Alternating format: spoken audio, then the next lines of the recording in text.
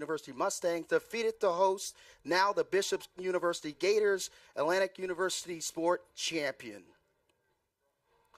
Alongside Kelly Jeffrey, Vince Williams on hand. And Kelly, these two teams taking care of business in their conference championships are facing each other for the first time.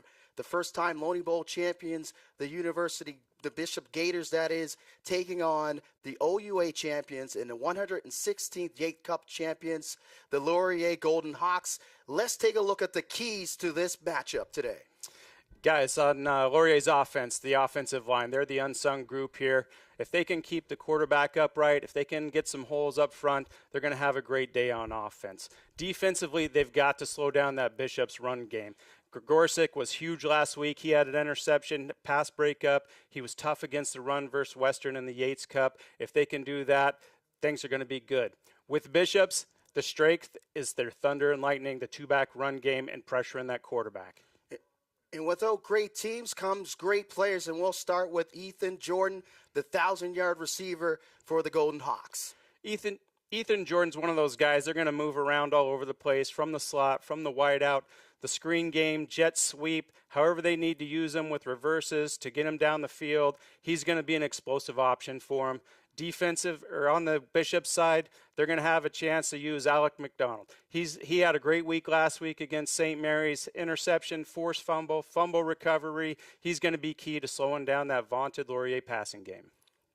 And with successful teams, they need quarterbacks. And we'll start with the Laurier Golden Hawks two-time MVP, and that is none other than Taylor Elgersma. Taylor Elgersma is the total package, 6'6", 225, big arm. He can hurt you down the field, great in the intermediate pass game, very accurate for a big guy. And if you bottle all that up, he'll take off running as well. He can run, scramble, go get the first down for you. On the other side, Justin Curion, great decision maker, extremely accurate. They do a great job of moving the ball down the field methodically, taking care of time of possession. They have him make a decision every play, whether it's run, pass, to move that offense. And the road to the final, the Vanier Cup, both of these teams had some daunted, opponents up against them in the conference championships, and that road wasn't easy, Kelly. Both of these teams had the tough competition. And let's take a look at that road to the Vanier Cup as we look at the Bishop Gators, the Loney Bowl champions. And let's take a look. They knocked off St. Mary's in the Loney Bowl last weekend at Coulter Field.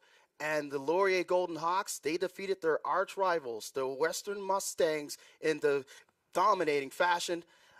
Up next is the opening kickoff on the other side. The Bishop Gators and the Laurier Golden Hawks, the 2024 UTeck Bowl on the road to the Vanier Cup on U Sports on CBC. Delaney, Northwest Territories, the birthplace of hockey. Here, you'll find a community full of history and tradition. A community that Quaker surprised by transforming their arena kitchen into a Quaker breakfast bar. Stocked with our Canadian whole grain oats, it's now a place to gather, to eat, and to celebrate. We're proud to feed the passion for hockey in the place where it all started. Because we believe no matter where you're from, you've got this. Hey, all those late nights, all those cold practices, all that time we spent together comes down to this game right now. Everything you want to right now. Don't waste the opportunity. 60 minutes. I need everyone in this field. 60 minutes. Do you feel it up great? 1, 2, 3. This is how legends are made.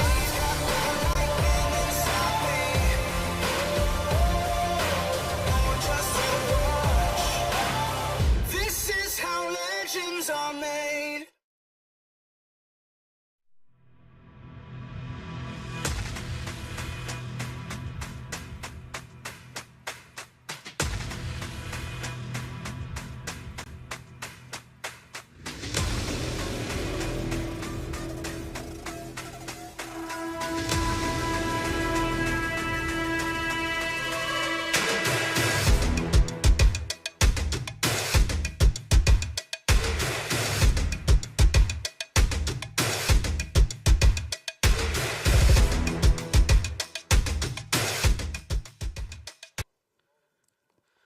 welcome back to U Sports on CBC. The UTeck Bowl, the 2024 edition from Coulter Field. It's a very comfortable 8 degrees for this time of year. Partly cloudy is the weather. Perfect football conditions there at Coulter Field. And let's introduce you to the third team on the field today, led by 33-year U Sports veteran referee Allison Gates, working his third UTeck Bowl, who led the crew in the 2022 Vanier Cup. Adam Hinks is the umpire. Christopher Wall works the side judge position. Patrick Mullins is the down judge. Luke Cote works the field judge position. Craig Trimble is the line judge. And Joseph Zaghetti works the back judge position. John Dunfield will be the alternate this afternoon. And the Golden Hawks have won the coin toss. They'll defer to the second half. The Bishop's Gators will kick off, as Greve will kick off for the Gators.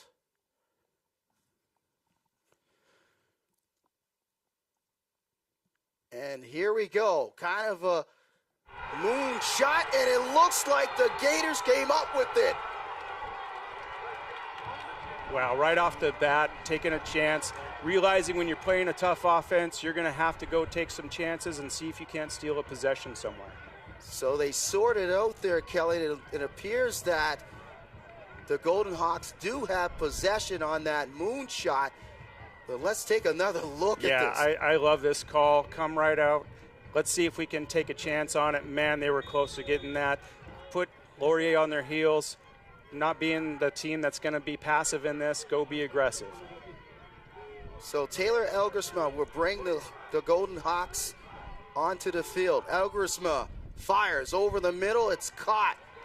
Close to first down yardage. Elgersma, 18 for 30 last week in the Yates Cup for 306 yards, 4 touchdowns, and an interception. Great way to get your quarterback started. They empty out the backfield. They go all hitch across the board. Just get him an easy completion. Get him in the flow of game. Now it's already 2nd and 1. The offense can get going now. A very manageable 2nd and 1. Nelms in the backfield. They'll hand it off. Nope, the RPO. And Elgersma is brought down, but we have a flag on the play, and we'll hear from Allison Gates for the first time. It looks like a horse collar there. It looked like he got the back of that neck of the jersey just as he was pulling him out. That's really unfortunate. One of the keys of the game for Bishops is to make sure they get pressure on the quarterback, and they do that right out of the gate on a 2nd and 1. You think Laurier on 2nd and 1 would just go right at it, but they try an RPO here on 2nd and 1.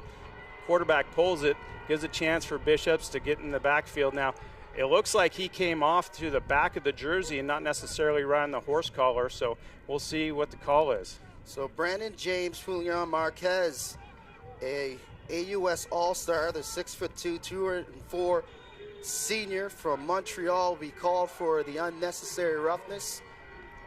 And the Golden Hawks in the Gators' end.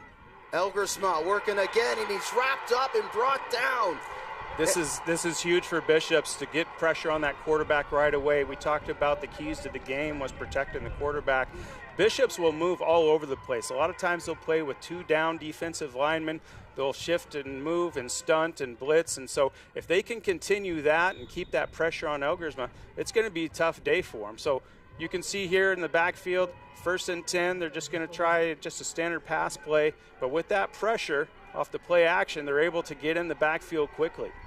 And that was Poulin Marquez again getting that pressure, and will be 2nd and 15.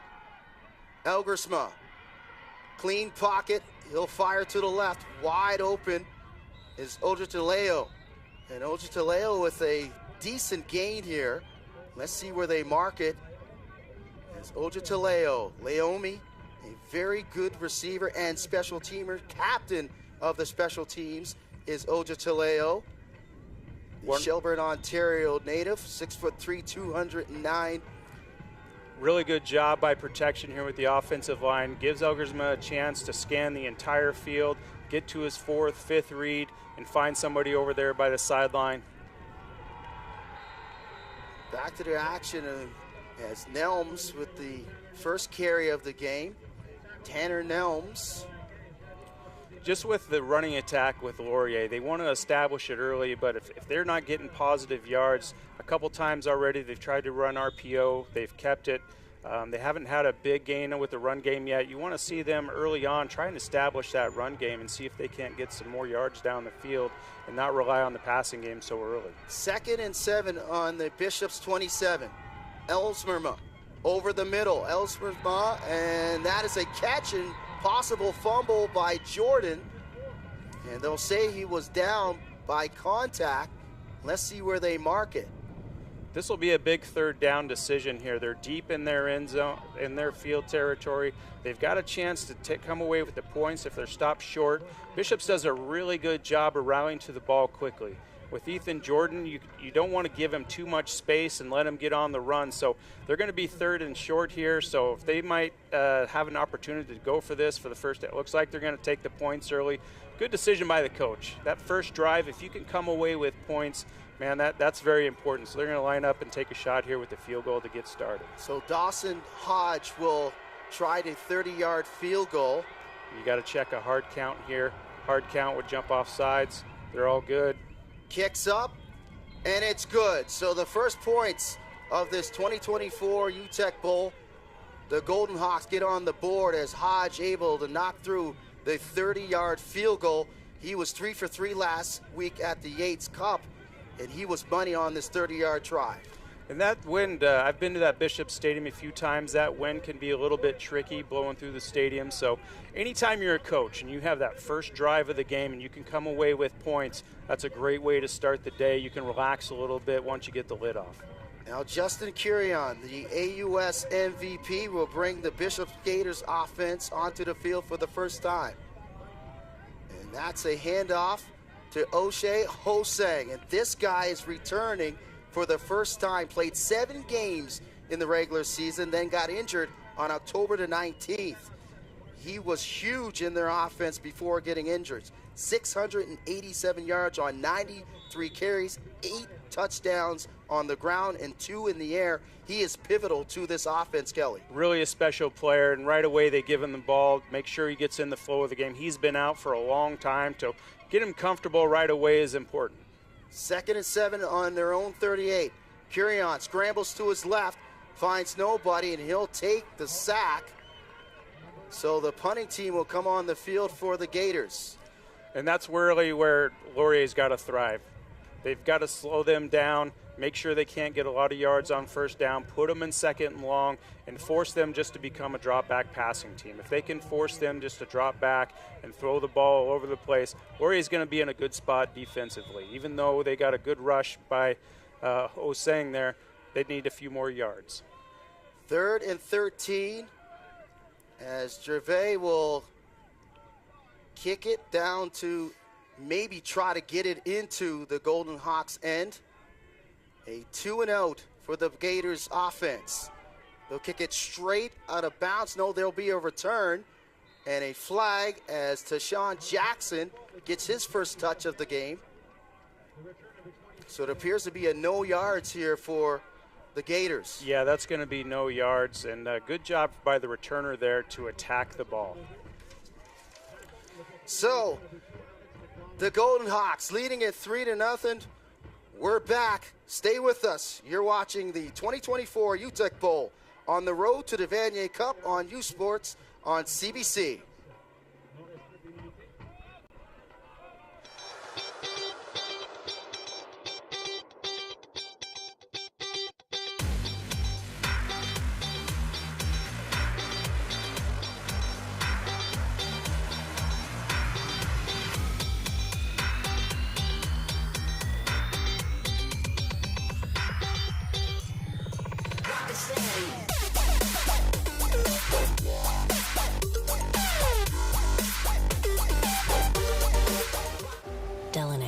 Northwest Territories, the birthplace of hockey.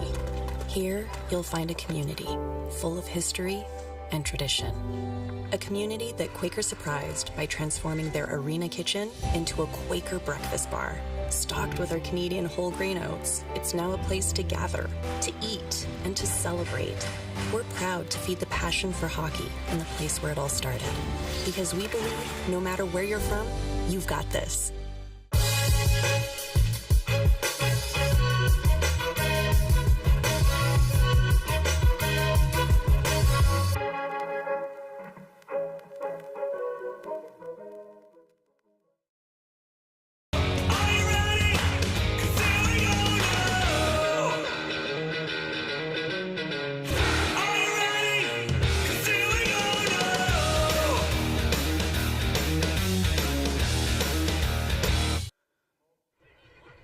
Welcome back to Lennox Field. The two teams in Canadian football descend on Richmond Stadium in Kingston, Ontario on Saturday, November 23rd for the 2024 Vanier Cup Championship game. Tickets are selling fast, so scan the QR code on your screen or visit usportstickets.ca to guarantee your seat for the biggest university football game of the year. The 2024 Vanier Cup, next Saturday in Kingston. Chase the glory. Back to live action as the Golden Hawks with their second possession, and that's Jordan's second reception of the game. And just as quick as they were in the first offensive possession, they're right back in Gator territory. This is twice now they've had great field position to start their drive. They're not backed up, so they've got the whole playbook to them. Nice little play action there, hitting Jordan underneath. Again, he's going to hurt him underneath all day long if they're letting him do that. So it'll be 1st and 10 on the 46 of the Gators. Elgersma. RPO. Screen pass is dropped.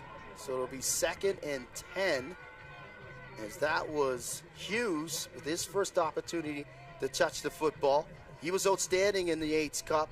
Was Hughes. 7 catches for 113 yards and a TD last week.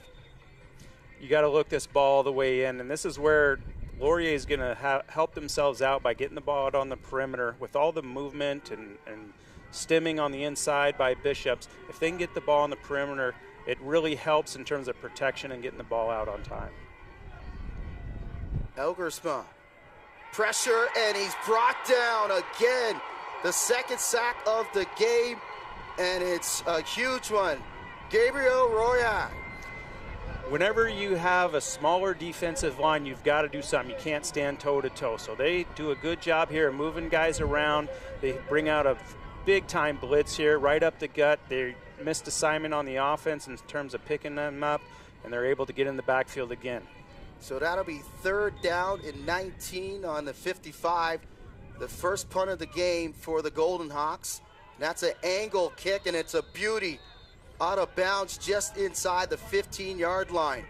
Great punt there. Good job pinning them back. When you come out in a big game like this and you want to start fast, it's always good to have a good offensive, defensive day, what have you. But if you can pin them deep with your special teams and force them to drive a long field, you're going to be in good shape. Now, the defense for Laurier, they know that Bishop's going to be a little bit more conservative backed up here on this first down. Expect a run to Osang. So it's 1st and 10, in the shadow of their goal line. Curion hands it off. Hosang finds some room, a minimal gain. It should be a manageable 2nd down. That's a good run by Hosang and his second touch of the game. And an important run for Bishops. They need to get some yards on first down to make these second downs manageable.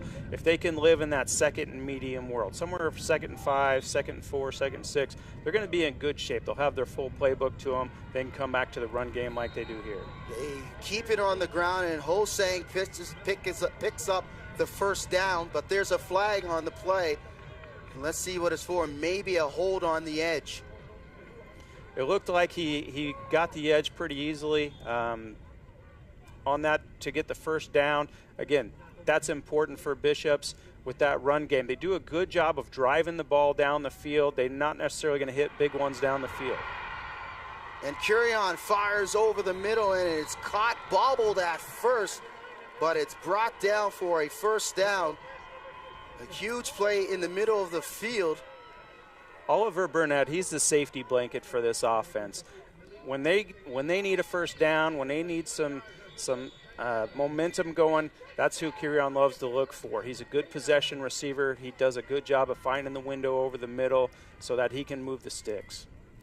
So it's first down once again for the Gators. Curion again and fires over the middle to Burnett. This time he can't hold on. And that's that run-pass option. Almost every play they're going to have some sort of run-pass option where they give Justin Curion that opportunity, whether they give it or pull it and throw the ball. That was one where they were stacked up on the interior, and now they were going to see them go a 3 down front on Laurier. 2nd and 10 on their own 48. Again, you see the 3 down front on 2nd and long here. This allows the Laurier to go to a lot of guys into coverage. Again, they want to force Curion to throw the ball downfield and not let that run game be involved. Clean pocket for Curion. Decides to run, and he'll come up short. He stopped of first down yardage, and that'll force the Gators to punt once again. This is where Laurier wants to live. Force him just a straight drop back, no play action, no nothing. He has an opportunity to have a nice pocket there, but on a 2nd and long with Laurier just rushing 3, they can bring an extra defender into the secondary and try and shut down those throwing lanes. So a punting situation as Gervais once again comes on for the Gators. Jackson will go back for the Golden Hawks. This is a big possession for Bishops here. Just moving the ball out of their own end, getting a couple first downs, flipping the field, having an opportunity now to try and pin Laurier back so that they can pressure them a little bit more. Another flag and an angle kicked out of bounds. 3-0 for the Golden Hawks. You're watching the 2024 UTeck Bowl on the road to the Vanier Cup and on U Sports on CBC.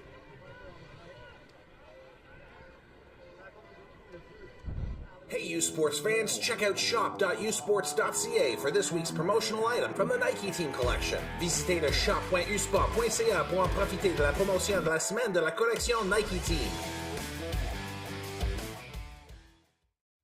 Hey, all those late nights, all those cold practices, all that time we spent together comes down to this game right now. Everything you want to right now. Don't waste the opportunity. 60 minutes. I need everyone in this field. 60 minutes. Give me a grand enough three. 1, 2, 3. This is how legends are made. Lightning inside me. Oh, just a watch. This is how legends are made.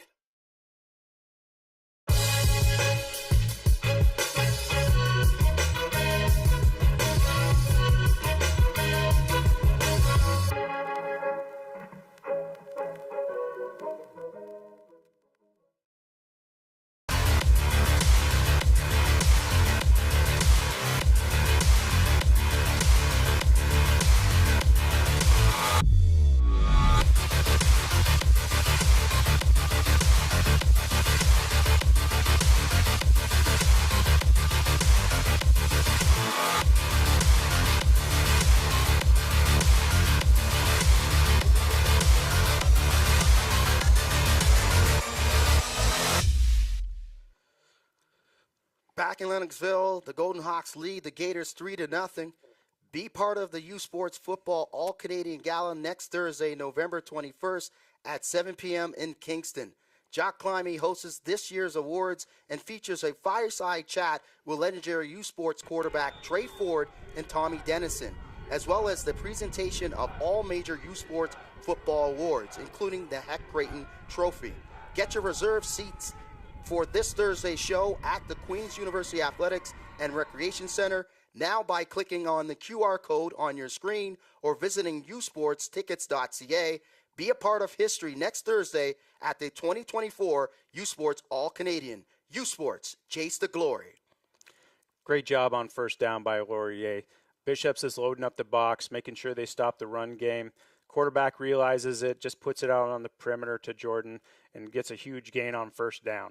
And there's Ryan Jordan, a huge gain. This time he was able to corral that screen pass. Nelms with the handoff, and Nelms with a gain here, and a flag coming late. I love the call here on offense. There's been a lot of RPOs. This is just a straight downhill run, giving the running back a chance to go hit this thing and see if they can't get some positive yardage and get the running back involved. And that was actually Tayshawn Jackson gets his first touch in the backfield. Yeah, this is going to be a call on number 40 or number 11 there, just hitting a defender late. So they're going to bring this one back and put themselves a first and long here.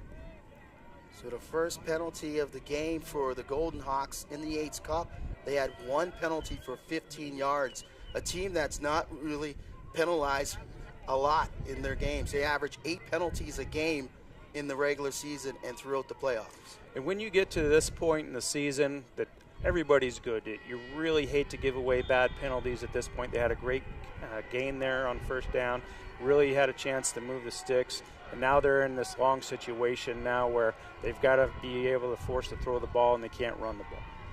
First and 18, Elgersma, pressure. He'll throw to the wide side. There's Ojataleo. Naomi Ojataleo with a good gain. Ojataleo making up for that after the whistle penalty. Put them in that difficulty. His second catch of the game for Ojataleo. Again, really good job by Elgersma. This was similar to their first drive when quarterback goes through his third read, fourth read, fifth read, and then finds somebody out by the sideline. You can see him search and scan across the field, go through his progressions, and then work the ball out to the perimeter there. Really, that defense is starting to sink into the middle on their crossers, the dig routes, and he finds somebody out wide. First down yardage for Ojataleo. Elgersma wide open and down to the 2-yard line. A wide open is Spate. Spate was wide open on that catch, and it was set up by good protection up front. Yeah, big play action too. You can see Bishop's really attack the running back there, really creep up. Once they get that play action here, you can see they are able to slip the receiver down the sideline and have a wide open receiver. That's an easy pitch and catch for the quarterback, all set up by a nice play action in the backfield. First and goal for the Golden Hawks on the doorstep of the Gators. Let's see if they just go right at them here. They're bigger up front. They just need to hit this thing downhill. And they do. Touchdown as Tayshawn Jackson walks over the goal line. Great job there, just realizing, hey, we've got first down. We're inside the 5. We've got a good run game.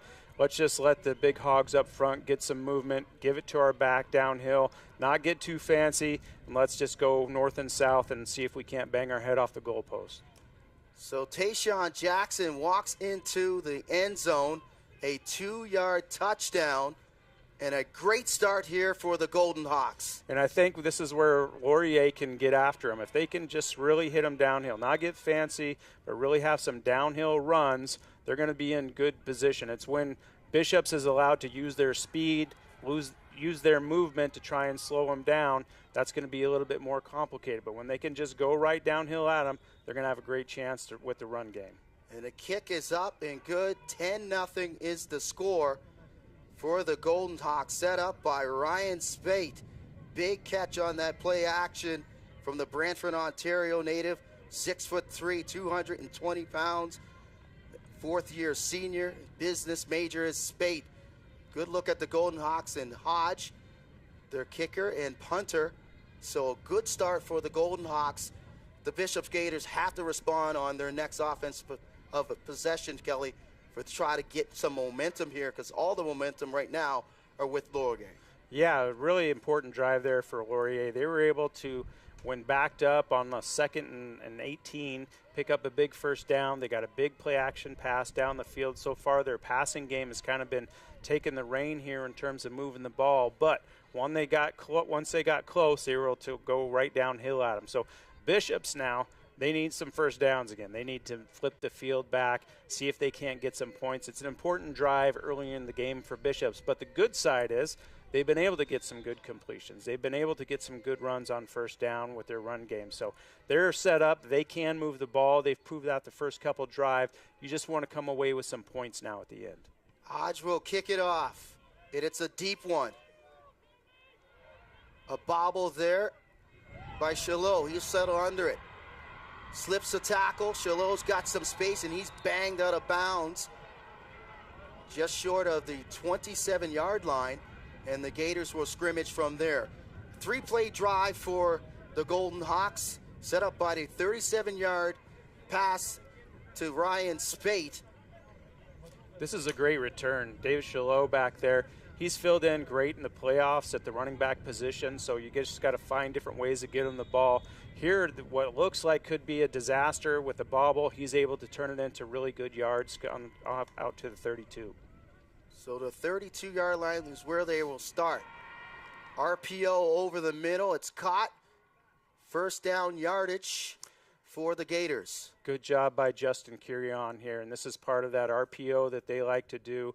They give you a run look with it. If they got the numbers, they'll give it, but the backside linebacker here goes with the flow, leaving the receiver wide open there for a great gain on first down. So it's first down for the Gaiters. Curion, play action, fires over the middle, and it's caught for another first down. Beautiful grab, able to grab that off the turf. This is great for Bishops. This is the style of game they love to play here. They give you a run look with it. Quarterback recognizes the defense, steps up, and they get a nice slant route right in behind the linebackers. Cedric Maurice with his first catch of the game. Oh, that's tough. He had a receiver open. The receiver just slipped. Good job by buying some extra time there by Justin Curion. He just had a receiver go down. Otherwise, they have a nice play that would be a big gain. 2nd and 10 on the 50-yard line for the Gaiters. Curion seems to be comfortable. Lots of clean pockets when able to throw the ball downfield. And he's been accurate. And, this is a big play here. If they can get a first down and get some movement, they'll be in scoring range with at least a field goal on this drive. Unable to hook up with Burnett on that last pass. He'll hand it off.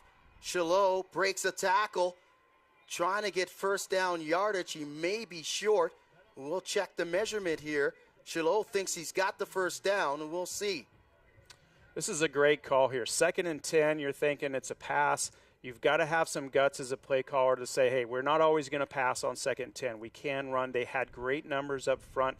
Really tough, hard-nosed run there to be able to get some good yards out of that. And now they're in that position now. You're 3rd and short. You can go ahead, bring in your short yardage run game. And with that penalty, they get the first down. So they're in great shape here. This is something where you want to come away with points, so you don't want to get you want to make sure you're conservative here to the point that you're going to come away with something on this drive. You don't want to have another drive without points at this point. So Chalot gets first down yardage as they kept it on the ground on 2nd and long. That'll bring up 1st and 10 on the Golden Hawks 40. Quick snap, Chalot on the draw, and he's met at the line of scrimmage. Stacked up this time by the Laurier defense. La Quintana there makes the stop. So Bishops has a no-huddle offense where they look to the sideline. They tried to catch Laurier napping. They look at the sideline and then quickly tried to turn back. They tried to fake like they were getting the play from the sideline, tried to really be quick. Good job by Laurier not falling for it, being ready to play. And now, again, we're 2nd and long. Laurier's now got that 3 down front saying, we dare you to run it. We want you to throw the ball. A gain of 1 on first down, 2nd and 9. Curion flushed out of the pocket. He'll run. Try to get it with his legs. He is blown up. Fumble, and it's kicked out of bounds. A heads-up play there. Let's see how they mark it. He may be down by contact, but let's check to see where they mark this ball. It looks like right now they're saying he's down by contact. Really nice pocket here. Good job, Kieran, breaking the pocket, keeping his eyes down the field, and then deciding to tuck it and run. You'd like that ball on the outside arm. You can see the ball's on the inside arm. The defender does a great job of dislodging that thing. It looked like that ball was completely free. Good job by the Bishops player recognizing, hey, if I'm the last person in play to touch this thing, it's still our ball. But it looks like they get the yards here for really a 3rd and short. 3rd and 1, and they'll go for it. Heads-up play by Cedric Maurice. But nonetheless, they'll go 3rd and 1. Hosang gets it, and he'll pick up 6 yards to pick up the first down for the Gaiters. Big first down again. They really want to live in that world of moving the chains, having time of possession. Great cut there by the running back. The offensive line for Bishops is doing a nice job. They're getting good penetration into the backfield and keeping their run game alive. 6 first downs for the Gaiters, and they needed this response. 7 first downs for the Golden Hawks. but they're knocking on the doorstep are the Gators. Curion will fire into the end zone, and it's broken up. Huge play defensively there by the Golden Hawks. Really nice play defensively. They brought pressure there, tried to play man in behind. Curion did a good job of recognizing the pressure, realizing I got to get rid of this ball quickly. Been a great break by number 28 there to get a hand in, knock that ball away, and not give up a touchdown. Cote making the breakup, Malik Cote. You can see here he's inside man. They're going to go ahead and pressure again on the perimeter and see if they can't force that 2nd and 10 into a throwing game again. Screen playing, and it's dropped. They had it set up as Burness had it set up there. He just couldn't bring it down, and that'll bring on the field goal team for the Gators, trying to get their first points of the game. Great call there, running the screen on 2nd and 10. They had a guy open. They had blockers down the field. If they can complete that, it's at least a first down, if not down by the goal line. Really, really nice call. Just if they can execute better, they'll be in better shape right now. 24-yard field goal attempt here for Xavier Grevet. And this is important right here. You want to come away with points. You don't want to be down 10-0 once this quarter ends. If you can hit this field goal, you've got 10-3, and you're in a good situation. Kicks up, and the kick is good. So the Gators get on the board with a very good drive. They trail by 7. You're watching the 2024 UTeck Bowl on the road to the Vanier Cup and on U Sports on CBC. Delaney, Northwest Territories, the birthplace of hockey. Here, you'll find a community full of history and tradition. A community that Quaker surprised by transforming their arena kitchen into a Quaker breakfast bar. Stocked with our Canadian whole grain oats, it's now a place to gather, to eat, and to celebrate. We're proud to feed the passion for hockey in the place where it all started. Because we believe no matter where you're from, you've got this. Hey, all those late nights, all those cold practices, all that time we spent together comes down to this game right now. Everything you want right now. Don't waste the opportunity. 60 minutes. I need everyone in this deal. 60 minutes. Do you feel that great? 1, 2, 3. This is how legends are made. Lightning inside me. Oh, just a rush. This is how legends are made.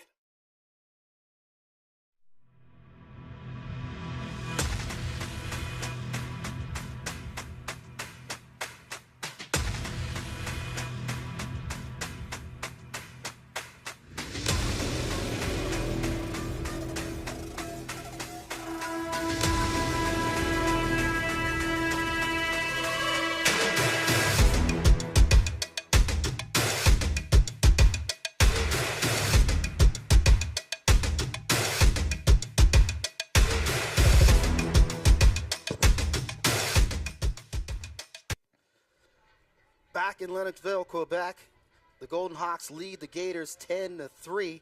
CBC is your home for exclusive coverage of the Vanier Cup playoffs. Later today, catch the 2024 Mitchell Bowl between the Laval Rouge et Or and the Regina Rams on CBC Gem and on cbcsports.ca. 1st and 10 here. Hughes on the screen. Hughes will be banged out of bounds, first down yardage. Ryan Hughes on that screen once again, Kelly, for first down yardage. Yeah, you can see the game plan for Laurier. They recognize the movement, the pressure on the interior. They want to get it to the perimeter. They've got good blocking out there. Hughes, Jordan, wherever they can get the ball out to on the run, you can see they can get some really good gains on first down. So it's actually marked 2nd and 1 on their own 44. They'll hand it off. Nelms will pick up the first down. And I like that there. Just go right downhill at them. They got in trouble a little bit earlier in the game on 2nd and short, trying to get fancy, play action, RPOs. This is something where, hey, let's just go right at them. So that'll end the first quarter. The Golden Hawks leading the Gators 10-3. You're watching the 2024 UTeck Bowl on CBC. Where exceptional student athletes are born.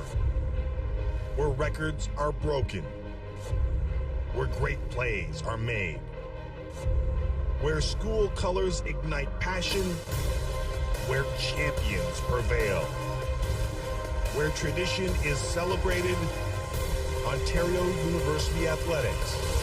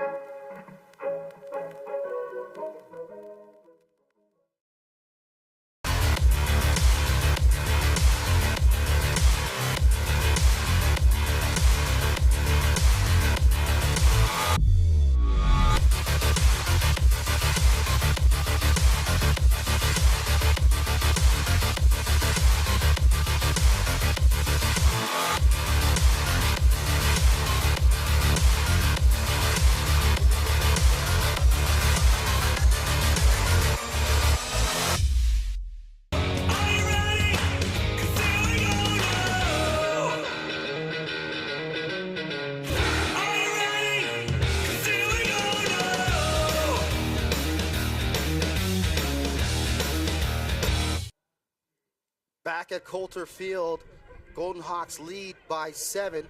This is the 21st edition of the UTeck Bowl, named after legendary St. Mary's University football coach and athletic director Larry UTeck. Larry was a legend in Canadian football, having played for Wilfrid Laurier University before turning pro with the Toronto Argonauts, Lions, and Alouettes, and the Ottawa Rough Riders of the CFL, where he was twice named a conference all-star. In 1982, Larry joined the St. Mary's University's coaching staff before assuming the head coaching duties in 1983, a position he held for 14 years, leading his Huskies to 3 Atlantic Bowl championships and Vanier Cup appearances in 1988, 1990, and 1992. So it'll be Golden Hawks possession here in the second quarter, just about to get underway here at Coulter Field. But both teams going back and forth alongside Kelly Jeffrey, Vince Williams on hand, and Bishops did well to get 3 points on the board, and they have been pressuring Taylor Elgersma, and Elgersma hasn't had a clean pocket a lot in this game.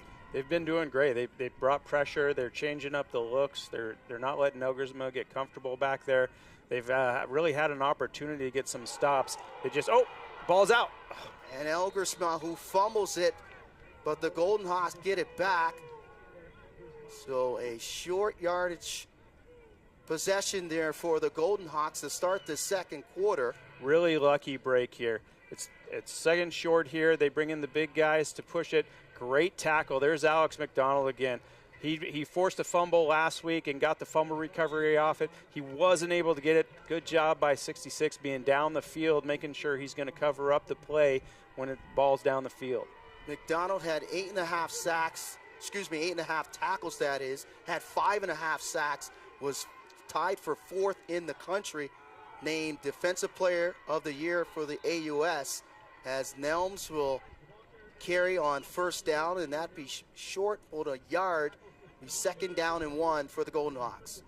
Really good gain on first down. Laurier spreads things out here, really loosens up the box, allows a big hole right down the middle on first down. And again, when they get these big gains on first down, it's going to make life real easy on these second and short situations. So 2nd and 1 on the Gator 39. You'd like to see them under center, or at least with a downhill run here. Hopefully. RPO over the middle, and it's caught. And that'll be a first down. When you do the RPO game right, you're never wrong. You allow that quarterback to make the decision. If they crash down on the run play, you can flip it out to a receiver in the slot there. Good job, good recognition there on the perimeter, realizing that outside linebacker's crashing down on a 2nd and 1 and finding an open hitch route right there in the seam. First catch of the game for Jackson Stebbings, the Surrey, BC native.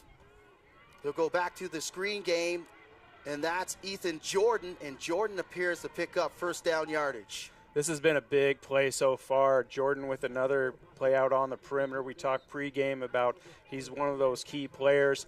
They get a little play action on the inside, flip it out to the outside there, get an opportunity for a big gain. Jordan twice. They've hit somebody else on it for a big gain. That's really, really hurting Bishops right now as Bishops loads up on the interior to try and stop the run. First down yardage for Jordan and the Golden Hawks. Once again, they're in scoring zone position. Play action. Out to the flats. Got space and room, and he's banged down for first down yardage once again. So the play action working for the Golden Hawks. Really good time for this play call. Bishops loads the box, brings a ton of pressure here, tries to play man in behind it, and isn't able to stay with the receiver. They're lucky they didn't get a touchdown out of that. It's a really good play call for that time. Caught him in a full on-out blitz, and were able to get a big gain. Jace Atkinson gets him on the doorstep, so it's first and goal on the 5-yard line of the Gators. Elgersma, clean pocket, fires into the end zone, and it's off the goalpost. And you don't see that often, but it is in play in Canadian football. We are in Canada. The 13th defender there made a special play on that ball. They're first and goal on the 5. Elgerza goes ahead. He scans the defense here. He wants to go to the short side of the field, but that man defense in behind is able to take it away. He had a guy open in the back of the end zone. Just that 13th defender made a play. And that was Jackson Stebbings that was wide open in the back of the end zone. So second and goal on the 5 of the Gators. You're still in good position here. Nothing like running the game. Here's Jordan on the screen. Jordan steps side, a defender, but brought down by McDonald. Really big play by the Bishops defense there on the 2nd and 5 there, second and goal. If there's an opportunity to get some positive yards, you know without a doubt Laurier would be going for a touchdown on this next play, but you really got to wonder now, once they get stopped on the jet sweep on the 5, will they go for it or will they take the points in the field goal? Up by 7, and they'll decide to take the points here as Hodge will line up the field goal attempt. It'll be a 12-yard attempt for the Golden Hawks. And the more drives you can come away with points, the better. This will make it a 2-score game here. So I like this decision here. Keep getting points when they're given to you here. Force Bishop's hand to try and catch up. Piece of cake there for Hodge. He knocks through his second field goal of the game. We're back after these messages. You're watching the 2024 UTeck Bowl on the road to the Vanier Cup and on U Sports on CBC.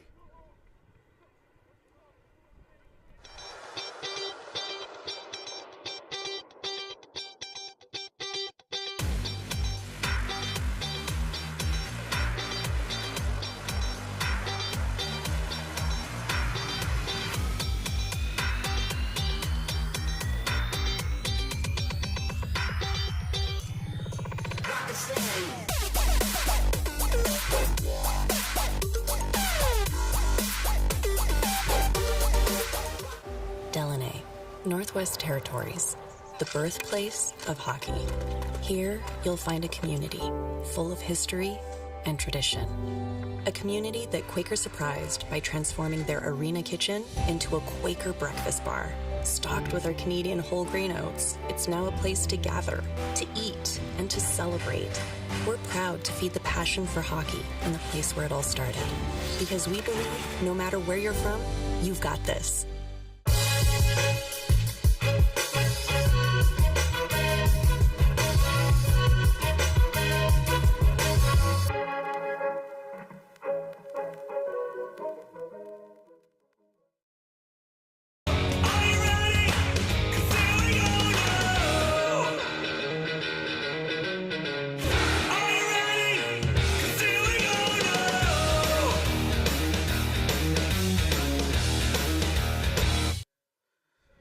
Back at Coulter Field, Golden Hawks leading the Gaiters.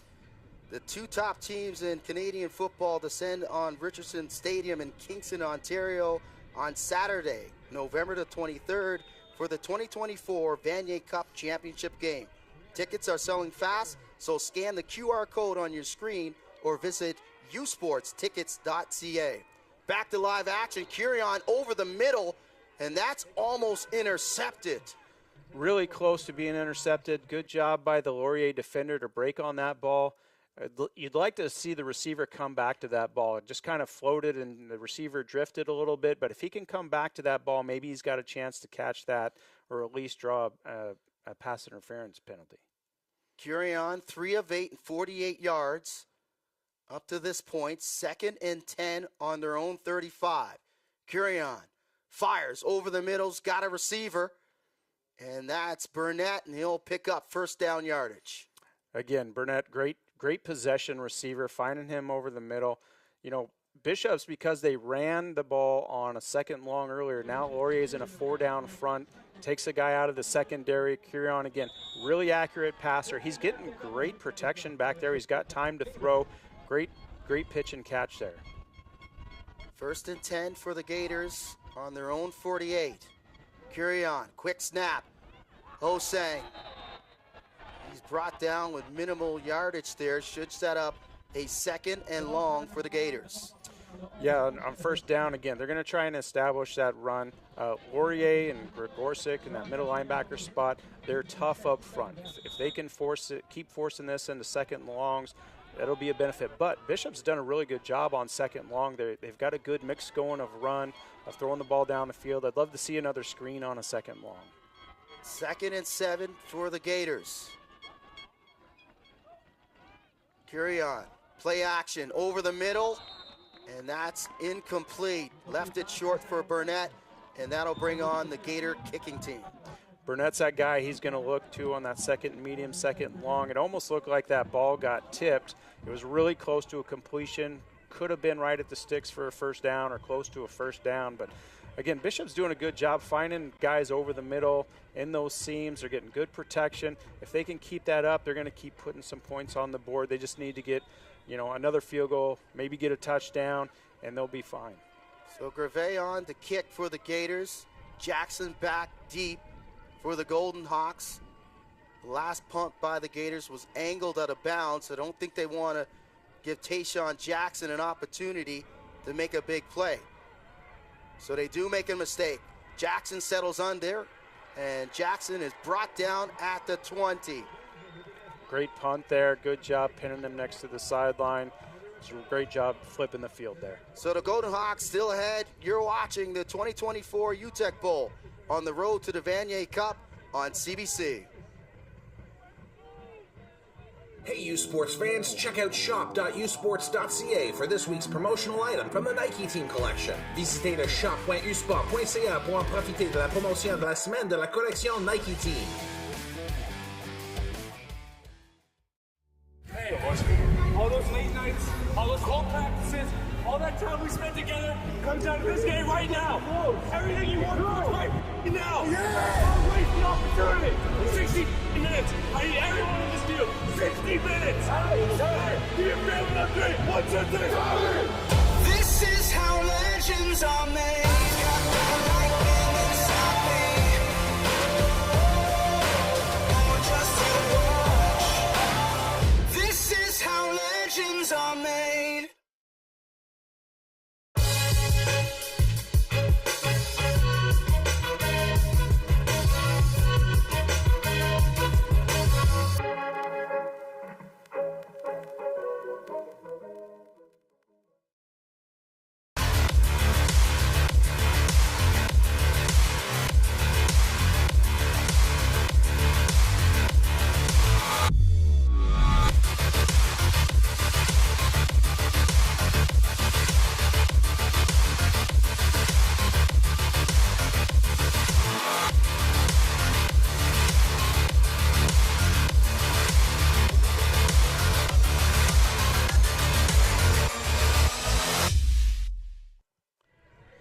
Back in Lennoxville, Quebec, the Golden Hawks leading the Gators.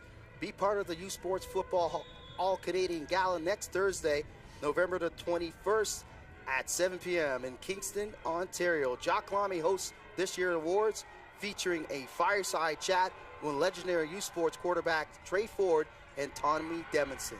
So Dennison will be there, and the Golden Hawks will start in their own end, and a good catch there on that first down, Kelly. Great pressure on the interior. They run a game up front, the nose and defensive tackle, do a twist, and man, it allows 92 to come through scot-free, put pressure on Elgersma again. Elgersma's just trying to get a completion anywhere at that point and get rid of the ball.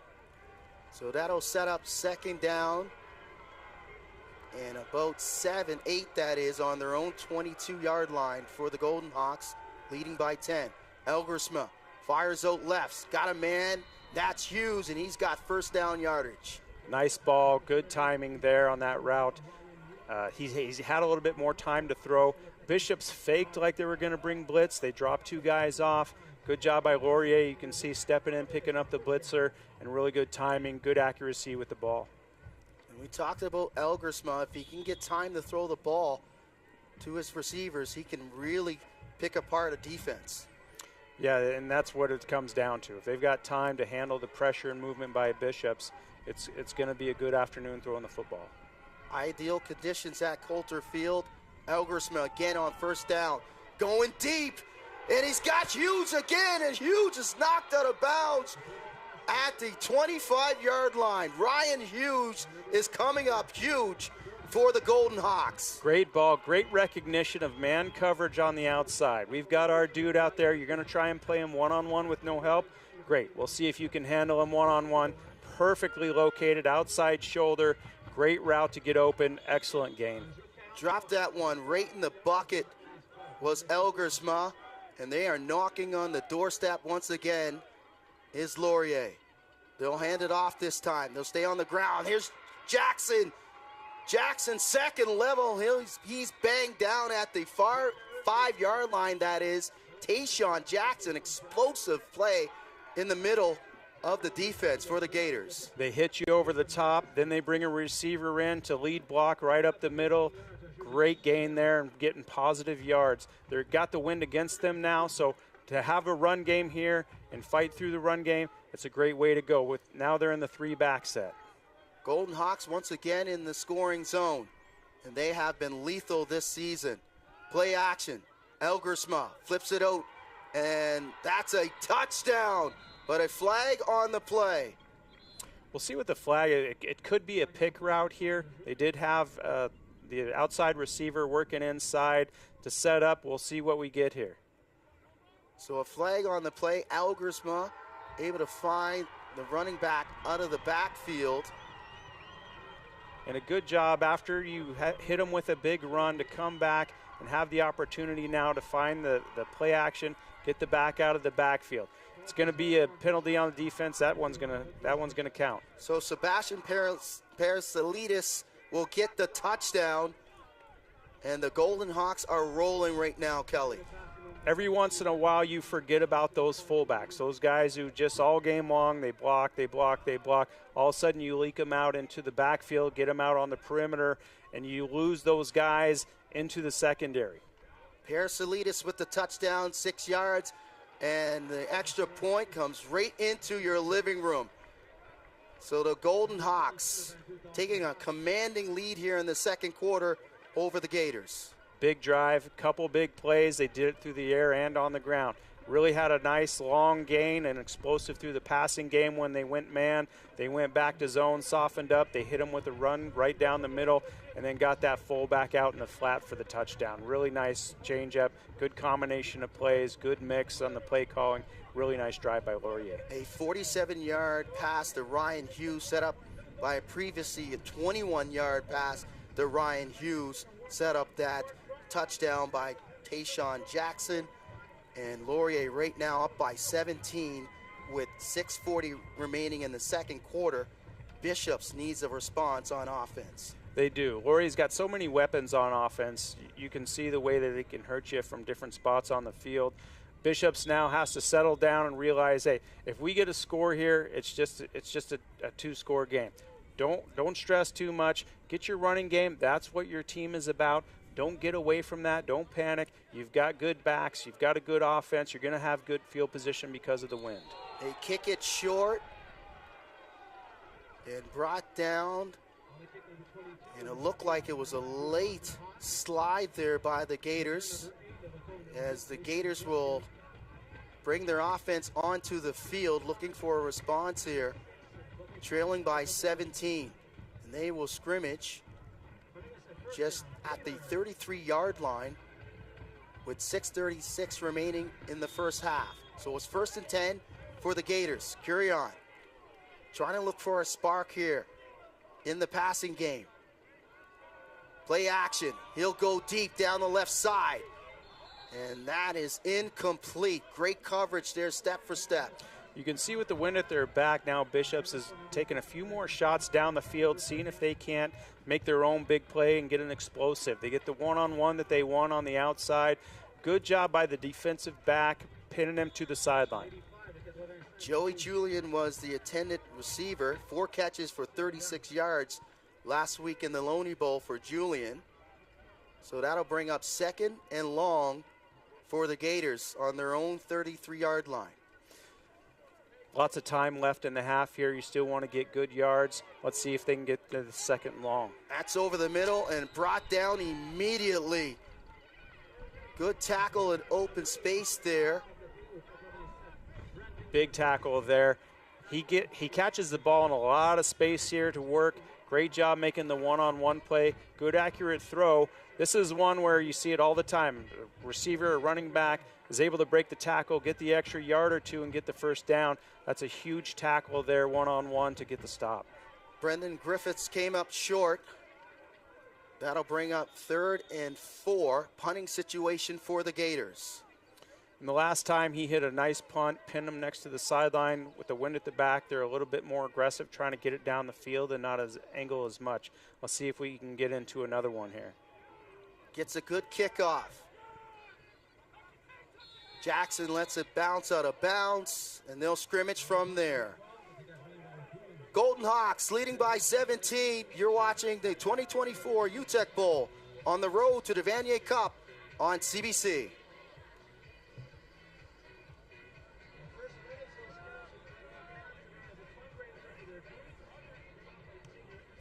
Where exceptional student athletes are born, where records are broken, where great plays are made, where school colors ignite passion, where champions prevail, where tradition is celebrated, Ontario University Athletics.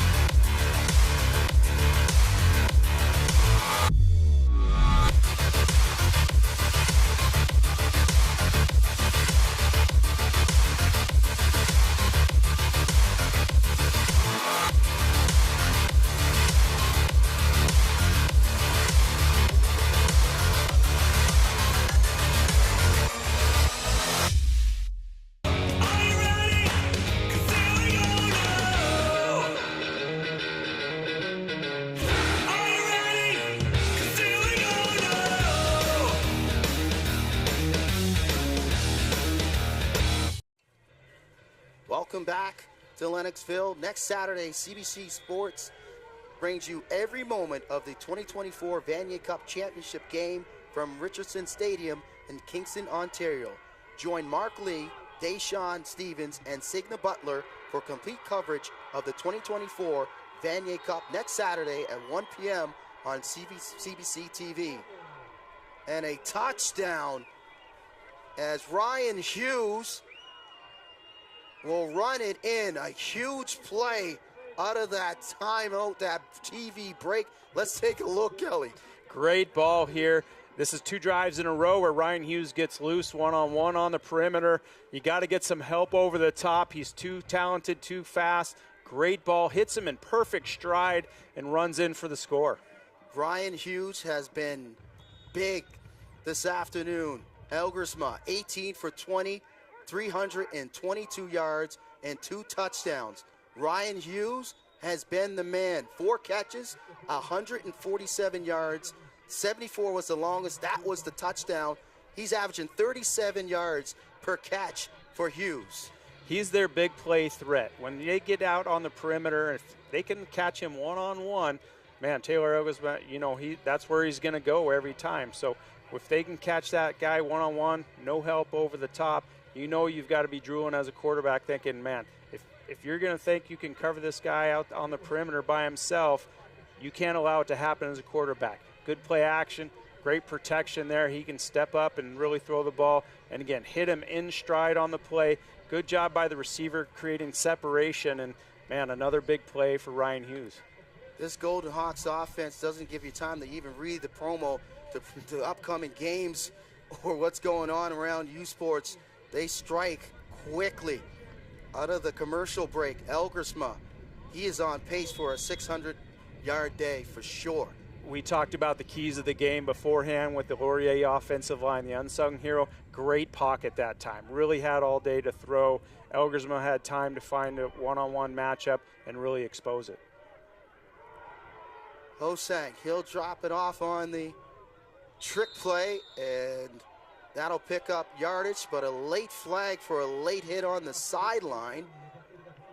Good coverage there by Laurier, but with the late hit, that's going to add another 15 on to the return there. They had him pinned back. They were going to be in a good spot. And a good job here by Bishops. We saw the special teams early in the game started with an onside kick. Here they go with the reverse, just trying to attack with their special teams. Again, either trying to steal a possession or change field position.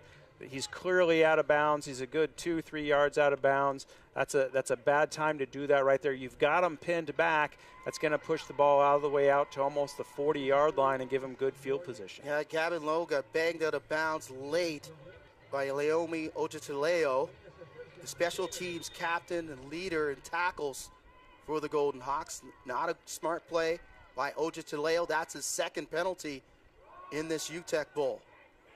Good push by the Bishops offensive line there. Good gain on first down again. But don't forget, we are a running team. We can run the ball. We'll spread them out. We'll hit them up the middle. Good game by David Shalone on first down. We'll see if they can't now convert this on a second and medium. So second down for the Gators. Curion drops back. Clean pocket. He'll fire over the middle. That's caught. No, it's incomplete as Burnett had it, but couldn't hold on through the contact. This is a few times where Bishops really on second and medium tried to spread them out, work those seams underneath. Good ball here. This is one you got to catch. He took his eye off it. You saw in traffic, he started to look down the field before he had the ball fully tucked away. That's one. If you can catch the ball, it's a first down. You're moving the chains. You're keeping your defense off the field, but now you're in a punting situation, allowing that Laurier attack, who's really found their groove and found the momentum to get a chance to get back up on the field. Jesse Wilkins Flaherty again in the middle for this Laurier defense to break up that pass completion. Kicked out of bounds, angled out of bounds. They're not allowing Tayshawn Jackson to affect in the return game, as Gervais will kick it and angle it out of bounds. And Elgersma and this Golden Hawk offense will scrimmage at their own 41-yard line. We'll see how Laurier attacks this here. They had the big one-play drive last possession, the possession before they had a big gain. They might have found something in terms of locating one-on-ones and finding out what they want to attack with their offense. So Elgersma, 18 for 20, 322 yards and two touchdowns, as Ryan Hughes has been huge in the passing game for the Golden Hawks. Elgersma again, screen play. Good yardage there, stepping out of bounds. And that's Jackson Stebbings. He'll pick up positive yardage. Really loading the box here for Bishops. They're trying to take that run game away on first down, create some pressure. They allowed Elgersma too much time in the pocket the last couple drives. So now they're trying to come back and create some more pressure. 19 of 21, Elgersma. Completion percentage, boy, it's out of this world right now. Bishop's looking for some pressure on Elgersma. Elgersma, clean pocket again. He'll fire to the right. That's Jordan, and Jordan will pick up another first down for the Golden Hawks. Again, Jordan, they like to move all over the field, whether it's screens, whether it's short passes, jet sweeps. They get a chance just underneath here. Good job with the eyes by the quarterback to move the defense and then work back to the sideline, getting the first down. Another first down. They'll go back to the screen game. This is Hughes. This time he's wrapped up and brought down. So the Gators sniffing out that screen play by the Golden Hawks. Great job by Bishops using their speed here out to the perimeter. You can see they're really flying to the ball. They force the ball to turn back inside where everybody's working, really rallying to the ball. Great stop by Bishops. Laurier, I'd like to see them keep pushing the ball down the field. Their screen game hasn't been as strong as their perimeter passing game or when they're throwing the ball down the field. So a loss of 5 yards. It'll be 2nd and 15 on their own 50. Elgersma, empty backfield, pressure, and he's brought down. 2nd and 15 here. They get him in a long yardage situation. Bishops brings pressure. They get a free rusher off the edge there, hitting a big sack there on a 2nd and long. You can see it looks like we're changing the play. Laurier actually empties out the backfield. So now they've just got 5 back there to protect. They bring a 6th defender, no one to pick him up. Big sack there on 2nd and long. Jacob Matheson, the 4th-year senior from Ottawa, able to make the play. That'll force the kick for the Golden Hawks. Good yardage and brought down quickly. So the Golden Hawks still leading. You're watching the 2024 UTeck Bowl on CBC.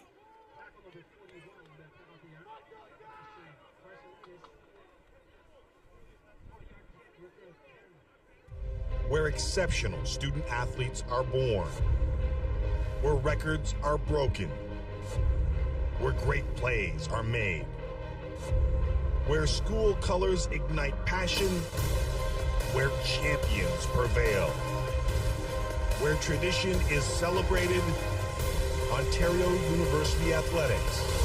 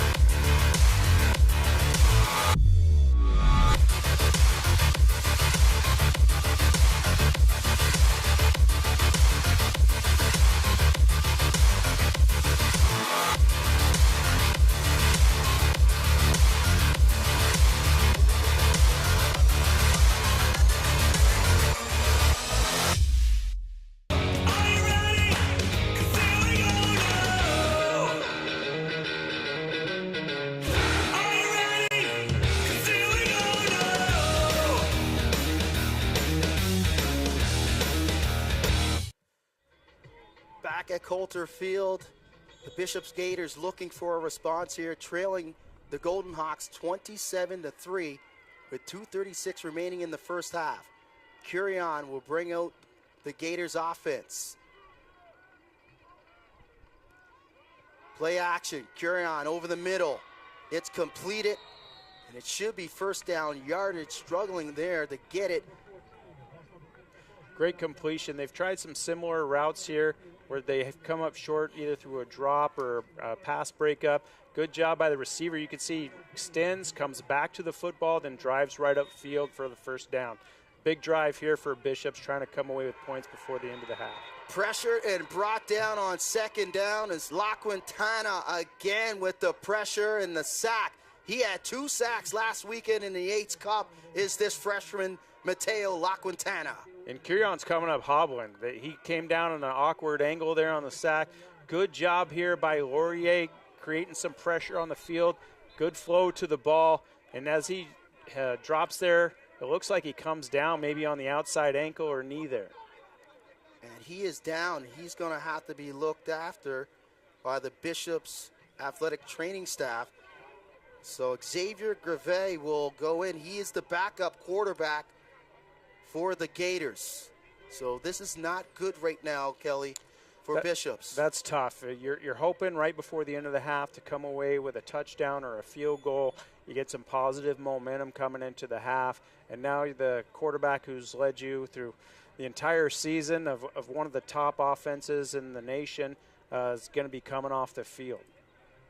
Yes, this will be huge if they lose Curion. Good tackle there in open space. This awkward, that right leg underneath him when he was brought down. Yeah, that's an awkward fall, and this is a tough position for a backup quarterback to come into. It's second and long into the half. You know, as a play caller and a head coach, you want to come away with points right here at the end of the half, but you've got a quarterback who's cold coming into the game. So if he comes in cold and now you're trying to throw the ball late in the half, you're risking a turnover. So this is a tough situation for Bishops to be in. And your backup quarterback is also your punter.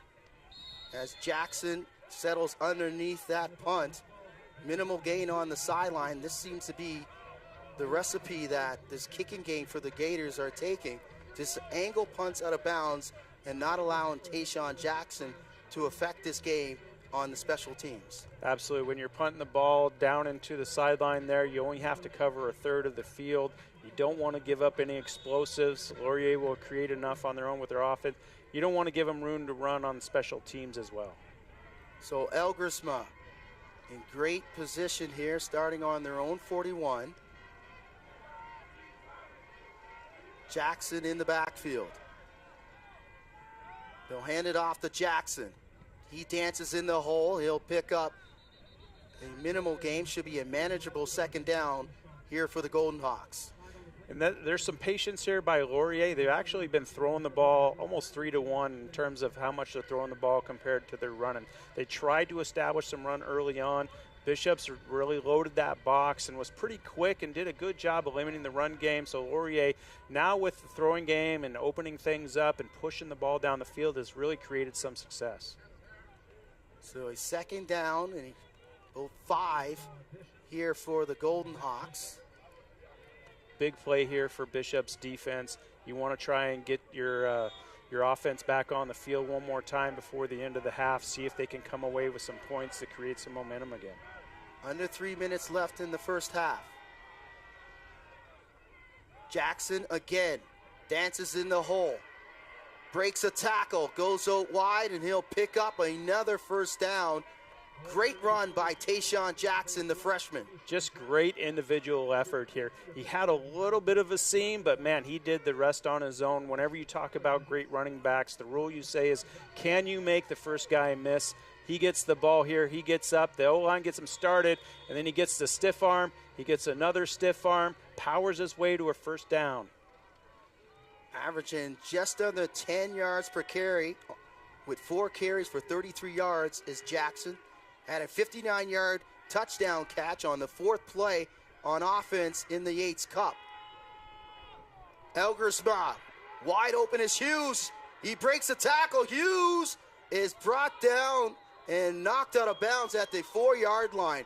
Ryan Hughes is carving up this Bishop's defense. And when you have this type of time, Elgersma does a great job of creating more time for himself. He works up in the pocket, bounces to the outside, keeps his eyes down the field, and absolutely finds the right guy. Big, big gain. He's been a huge play receiver in this second quarter. You can't say enough of the job that Ryan Hughes and Taylor Elgersma have done in this first half. Once again, the Golden Hawks in the scoring zone. They'll scrimmage first down and goal at the Gator 4. Elgersma, another clean pocket over the middle. Touchdown, Hughes, his second of the game. Good look here at it with the quarterback running an RPO. Bishops bites. They find the slant route in behind. Hughes again, huge second quarter. Good job when you've got the hot hand, you've got a quarterback and a receiver feeling it. Man, keep calling their number, force them to stop it. Ryan Hughes, 7 catches, just under 200 yards receiving, 2 touchdowns. Elgersma, 23 of 25, 388 yards and 3 touchdown passes. That's huge. And early on, they were trying to work the perimeter with their passing game. They were getting good yards out of it. But now that they've started to attack down the field, create one-on-one matchups, really try and get some explosives, man, this offense has just taken off this second quarter. They are rolling right now. Ryan Hughes stepping up for the Golden Hawks. Raiden Thorne, scratched for this game. The second team All-Canadian, and he had an outstanding season. Named a OUA All-Star was Raiden Thorne, but they don't need Raiden this afternoon. They got Ryan Hughes. Yeah, sometimes with a quarterback and receiver, it takes a lot of reps to get that good timing, to find that rhythm. These guys have stepped right into it. There's been no fall off. They've been able to hit each other on stride. Great balls by Elgersman there. He's really, really finding that window now to get the ball to him. You know, it feels like almost every play. They're really getting after it. Taylor Elgersma, 6'6", 225-pound senior from London, Ontario. He has had a game in this first half for the ages. Shalou will settle onto that kickoff, and it'll be first down for the Gators. And let's see if Curion will come back onto the field for Bishops. Good coverage again. Laurier's been doing a good job with their coverage units. You can see here they're doing a good job. They pin it down inside even against the wind there. Good job breaking through there. They're attacking that back wedge. Good tackles. Great coverage. So the Gators will scrimmage, and it will be Xavier Grevet. 11 attempts, 22 yards this season, 191 yards in the air as Grevet. He'll hand it off to Hosang, and you got to think that the Bishops Gators will exclusively go to the ground game. With a quarterback cold like this, he hasn't had a chance to warm up into the half. You want to get his feet wet. You want to try and get him settled a little bit in the flow of the game before you start throwing. Really good decision, good gain on first down. So a second and manageable here for the Gators. 2nd and 2 to be exact on their 31-yard line. RPO. He had Burness in the flats, but he'll fire it downfield, and that's caught for the first down, and that's Oliver Burnett. Great throw, great gain. He showed a lot of confidence on that throw. It got out on the perimeter. That's what you want to do with a new quarterback. Don't have him stand in the pocket. Get him an easy completion. Good job with his eyes, looking the receiver off, and now we've got a hustle. Clock's moving. First down for the Gators. Under a minute to go in the first half. Trailing 34-3. Grevet, he'll go for it all down the left side. And this can happen. You get a new quarterback in. It looks like we've just got a receiver and a QB not on the same page here. Sometimes you get in, you talk about adjustments. New quarterback comes in, not sure if he's going to go run a hitch or if he's going to go deep. That's one of that timing things that you got to get used to once you get into the game. So second down and long, 31.8. That'll stop the clock, the incompletion. Second and long here. We've seen him over the middle, work that center of the field, not push it out to the boundary, but over the middle here, see if they can get that again. Grevet, he'll try the left side again. And the same result with 27.4 remaining in the first half. They'll send out the kicking team. They'll get in the locker room here at halftime, and they'll talk about these adjustments. Right now, they're just not on the same page with the route on the outside. You can see him tapping his chest saying, my bad there. So they'll get on the same page. It's a trial by fire. It's tough for a backup quarterback to get in there right away and just really get that timing and rhythm. Hopefully with this break here at the halftime coming up, he's throwing it with confidence. He looks good in the pocket. You know, he's slinging it out there. We just got to make sure we're on the right page with our receivers. So he'll stay on the field and punt this one away for the Gators. Jackson back deep. Jackson settles under it. Makes a first man miss, a second and third. Flag down on the play, and he's finally brought down at the 46-yard line. Let's check out what that flag's for. Most likely a push in the back or a legal block. Anytime you get a play like this where the returner starts moving and cutting things back, it puts the blockers in a bad position. It's really easy to get a block in the back here. You can see the flag there. It's most likely what happened, but great individual effort. I love the return, made a couple guys miss, brought it all the way back. Great quickness. So let's hear from Allison Gates, the referee this afternoon, and it is a legal block on the Golden Hawks. So they'll be backed up, but it'll be first down for Taylor Elgersma, and this Laurier offense has been explosive in this first half, Kelly. Hugely explosive. I expect here they're just going to take a knee. You don't want to risk turning the ball over this late in the half, giving Bishops an opportunity to get some momentum. 13 seconds left. You've had a great half. You've been efficient. You've got big plays. You've hit them with some big runs. Let's go get in the locker room here at halftime and talk about the second half. And they'll do just that. They'll take a knee as you see the clock expiring here in the first half. A huge lead, 34-3. The Golden Hawks will take the lead into the locker room in this 2024 UTeck Bowl. So the Golden Hawks getting it done. And we're going to step it by. We'll be back. Golden Hawks up. You're watching the 2024 UTeck Bowl on CBC.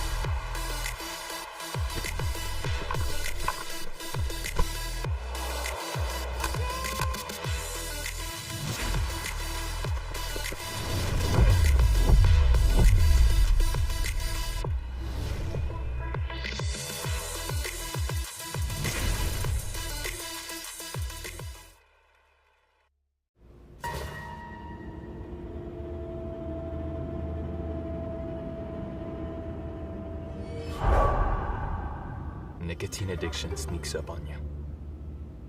Beware. Delaney, Northwest Territories, the birthplace of hockey. Here, you'll find a community full of history and tradition.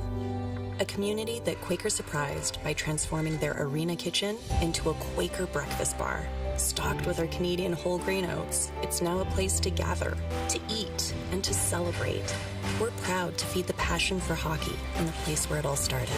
Because we believe no matter where you're from, you've got this.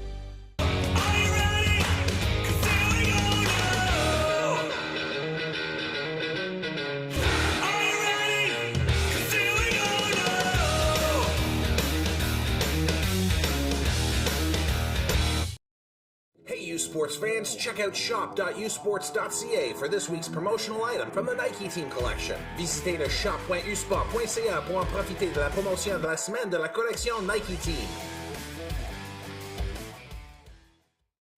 Hey, all those late nights, all those cold practices, all that time we spent together comes down to this game right now. Everything you want right now. Don't waste the opportunity. 60 minutes. I need everyone in this field. 60 minutes. Do you feel it up 3? 1, 2, 3. This is how legends are made. Lightning inside me. Oh, just to watch. This is how legends are made.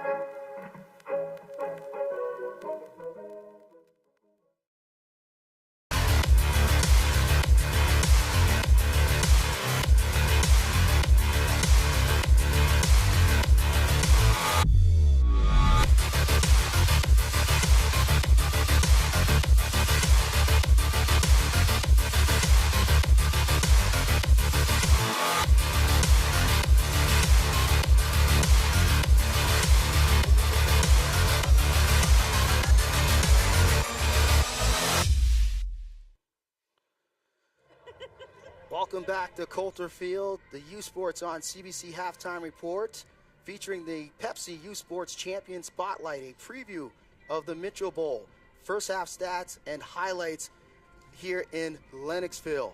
But earlier this fall, U Sports and PepsiCo Foods Canada announced the innovative partnership making a significant step forward supporting the career development of student athletes and positive impacting the future of Canadian university sport. They're proud to bring you the PepsiCo Foods Canada U Sports Champion Spotlight. This installment in the Champion Spotlight, Victoria Vike student athlete Carissa Norston walks through her Paris 2024 experience as a member of Canada's Olympic silver medal winning Rugby 7 side.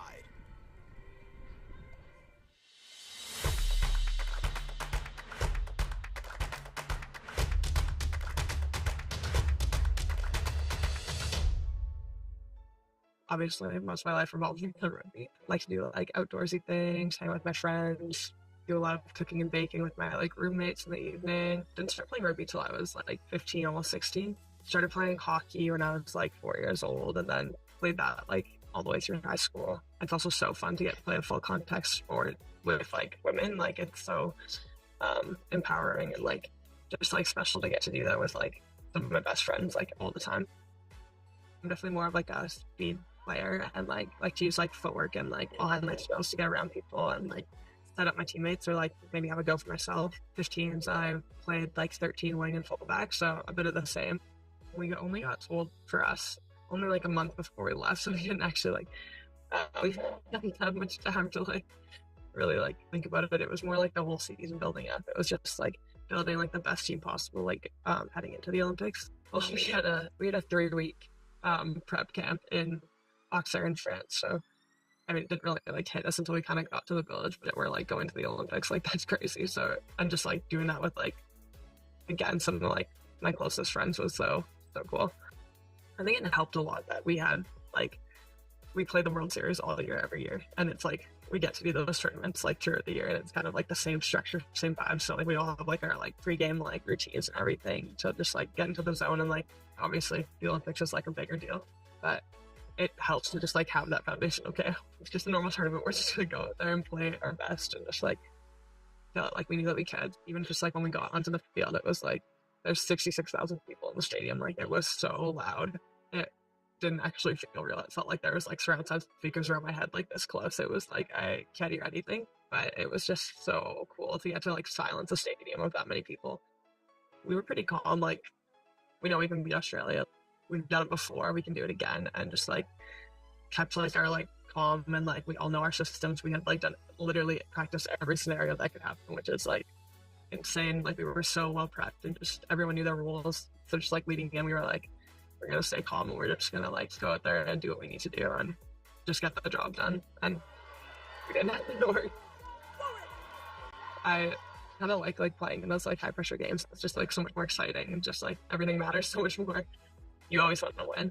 So we were within 7 points of New Zealand in like the final at the Olympics. We went from being 9th place on the series last year to being 2nd in the world this year. So just like looking like overall like how much far the program's come in just like a year was like incredible.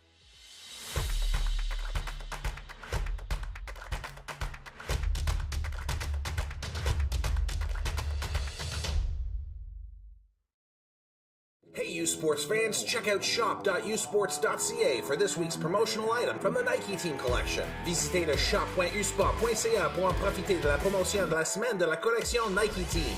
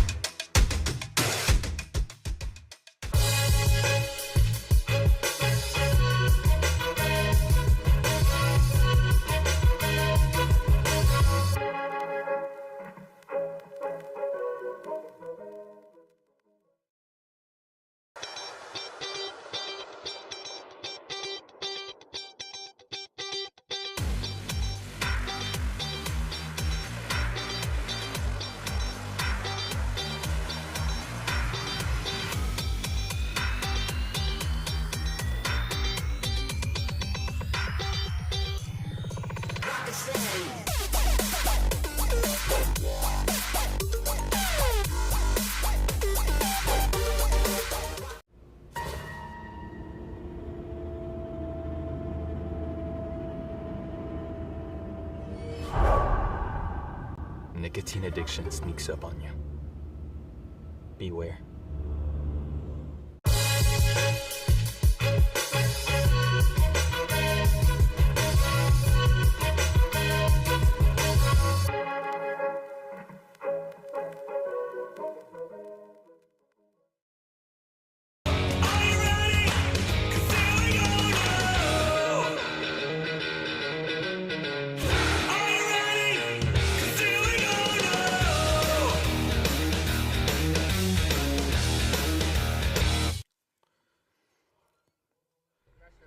Welcome back to Coulter Field. Golden Hawks leading the Gaiters 34-3 as the 2024 UTeck Bowl on CBC. But coming up at 3:15 Eastern Time, it's the Mitchell Bowl between the Laval Rouge et Or and the Regina Rams. For a preview of today's game, here's Mark Lee, Deshaun Stevens at Mosaic Stadium. Thank you, Vincent. Well, unseasonably mild temperatures on the prairies in mid-November with a forecast for about 0 for kickoff here at the Mitchell Bowl. The Laval Rouge et Or returning to the national semifinals just 2 years after winning a record 11th Vanier Cup, and they're led, Deshaun, by their quarterback, Arnaud Desjardins, who's having a career year. And many people thought this was a rebuilding team. They have over 30 starters who are in their first or second year, but led by Desjardins, who is the RSCQ's most valuable player, the Rouge et Or are back in the national semifinal with a chance to break through to a Vanier Cup and claim their 14th national championship. How about the Regina Rams staging a dramatic reversal of fortune this year? They became the first 3-5 team in history to win the Hardy Cup. Deshaun, they were left for dead at the end of the season, but they have mounted a miracle finish to get to this semifinal. And Mark, this is the Cinderella story. This is a team that has run the table. They got the win in Week 8 to get into the playoffs. They went on the road and upset the 1-seed Manitoba Bisons, and like you said, became the first 3-5 team to win the Hardy Cup. And now today they have a chance to be the first 3-5 team to get to a Vanier Cup. Regina Rams, no question they're the underdogs. Laval Rouge et Or, the football Goliath, matching up today in the Mitchell Bowl.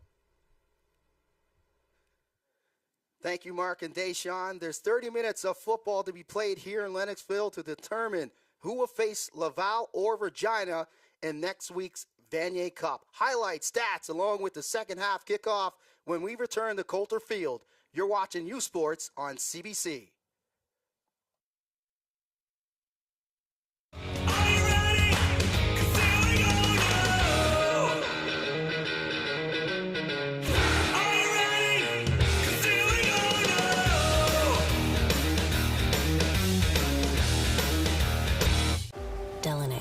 Northwest Territories, the birthplace of hockey. Here, you'll find a community full of history and tradition. A community that Quaker surprised by transforming their arena kitchen into a Quaker breakfast bar. Stocked with our Canadian whole grain oats, it's now a place to gather, to eat, and to celebrate. We're proud to feed the passion for hockey in the place where it all started. Because we believe no matter where you're from, you've got this.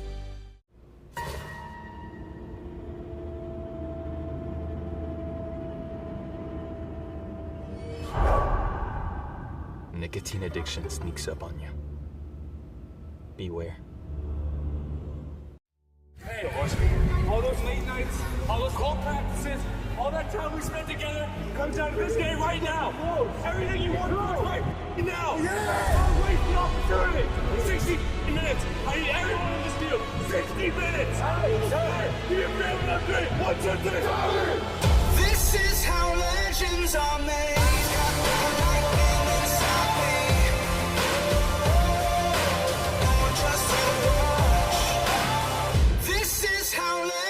Are made. How are your investments doing? That was on purpose. You know that topic always throws me off. Lots of people feel that way. But don't worry, BMO's got advice to spare with any investment guidance and support you need. I need some. And you'll get it with personalized investing recommendations to help you feel confident in your decisions. I'm curious. Do you roll as good as you help? Bowling mode. It's yes, by the way. BMO.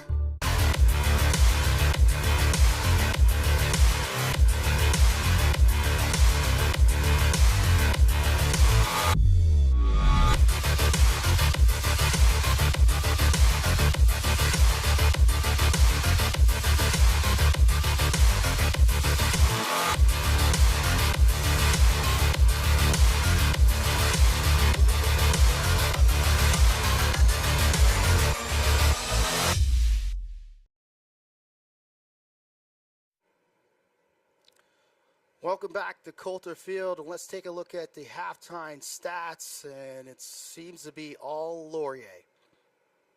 You can see with Bishops here, they were doing a good job early in the game, bringing pressure, but Laurier found their groove later on in the second quarter with some big plays down the field. Their rushing yards are only 54 yards rushing, but those gains have been really big chunk plays of 10, 12 yards. Second half coming up on the other side. You're watching U Sports on CBC.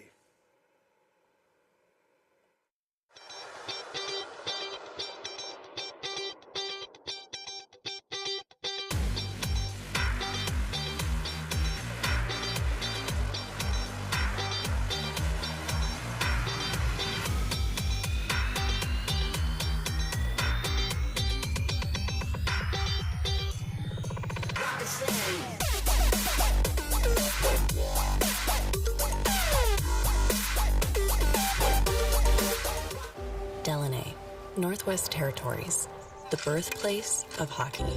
Here, you'll find a community full of history and tradition. A community that Quaker surprised by transforming their arena kitchen into a Quaker breakfast bar. Stocked with our Canadian whole grain oats, it's now a place to gather, to eat, and to celebrate. We're proud to feed the passion for hockey in the place where it all started. Because we believe no matter where you're from, you've got this.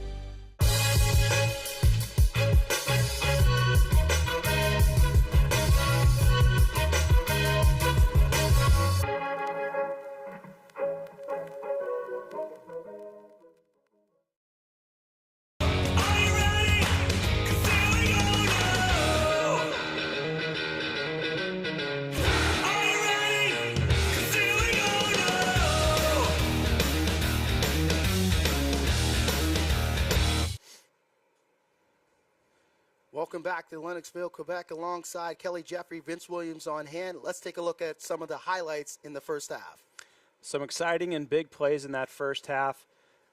Laurier found their groove with the attacking down the field with the ball. They've got a good running game going. Bishops had some good runs early on, too. You can see them setting up their passing game with the run.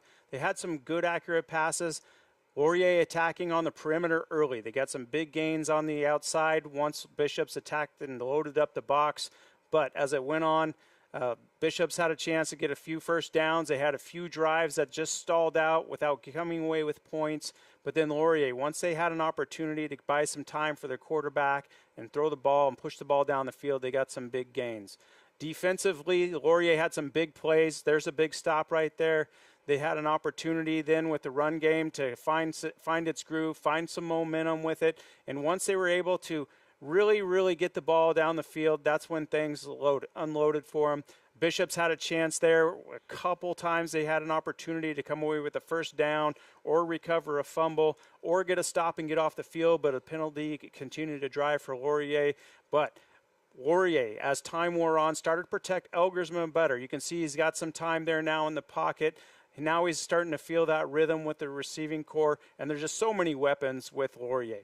Once they got that timing down, big plays over the top, no help. They just found their one-on-one matchups, and that's when they really took hold. Laurier starts protecting great. They give some time for the quarterback. They get a big run down the middle there to put them down in scoring position, and now Bishops is a little bit off rhythm. They did a good job with their pressure early on, and then once Laurier found that groove and found something that worked for them, they were able to get going. Laurier, huge. We are set for the second half. They were huge. You broke down all of the highlights, all of the stats. I mean, Elgersma, he has been outstanding, and he has been true to the form coming into this game. Back-to-back OUA MVP. Got to be the front runner for the Heck Creighton Award. It'll be the first Heck Creighton Award in a long time in program history. So Elgersma is right on course to do that and get this team to the Vanier Cup. Really big first half. And when he got that time to sit back there in the pocket, go through his progression, you know, he was going to find that receiver eventually. There's just so many weapons on the perimeter for Laurier.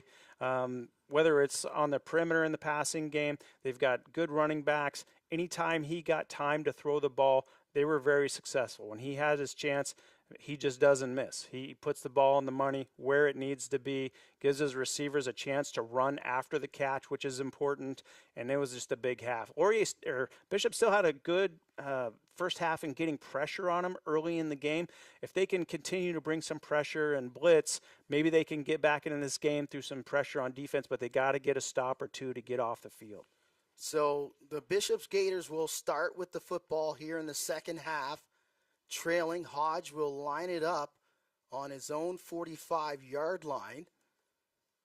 And the Gators trying to respond here in the second half. And let's see if their starting quarterback, Justin Curion, who went down in that second quarter, will return to the game.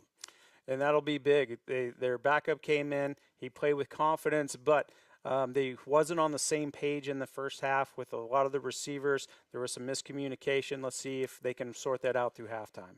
Shalot settles under the kickoff, and he is brought down quickly. Special teams have been outstanding for the Golden Hawks throughout this game. A minimal gain for David Shalot. And let's see if Curion will come back out for the Bishop Gators. Important drive here for Bishops to see if they can move the ball. So Curion's in there, sustained a lower body injury in that second quarter, and let's hope he can continue and provide a spark here for the Bishop Gators. Play action over the middle. Nice soft touch. He's got a man and brought down into Golden Hawk territory. Great first play coming out. You know they weren't happy with the first half. They went in at halftime and said, hey, let's go attack. Don't be defensive. Let's go attack. Great play action here. They find the receiver on the crossing route deep down the field. That's a great, great start to the second half. Cedric Maurice with the huge gainer and a flag on the play on first down. Let's see how they sort this one out, and it's a legal procedure that'll push them back. Replay first down. That's frustrating. You just come off a big play to start the second half, and now you're working behind the sticks on 1st and 15. But, again, Bishops doesn't want to change their game plan too much. You know they went in at halftime and said, let's not get away from what we do well. We're still a running team. We're still a good play action and RPO team. Let's go ahead and give ourselves some time and just sort this out. 1st and 15. Curion, 8 for 16 in the first half, 127 yards. And they hand it off. They'll stick to the ground game. Burness will pick up a gain here, and it should be 2nd and about 8 for the Gators. Good gain there. They were 1st and long, so that gain is still just 2nd and 8 now after that good gain. Good job by the running back. They've got 3 really good running backs that really capable of getting yards in this. So if they can change that up, keep those guys fresh, they'll be able to keep the running game strong. Marco Burness with the gain there. Curion drops back, clean pocket. He's got time. He'll go to the left side, and that's completed. And that'll be another first down on that pitch and catch for the Gators. Again, Curion's accuracy. This is something we didn't really see a lot in the first half, him pushing the ball out towards the perimeter on the sideline. We saw a lot of stuff over the middle. Now he goes through his progression, gets the ball out on the perimeter. Great route at the top of the route, really bursting and coming back to the ball. Cedric Maurice again on that completion. And that was someone we just didn't call their name almost the whole first half there. So it's good to get other people involved, really attack on a broad front. 1st and 10 here for the Gators in Golden Hawks territory. They'll hand it off again. They'll stay on the ground.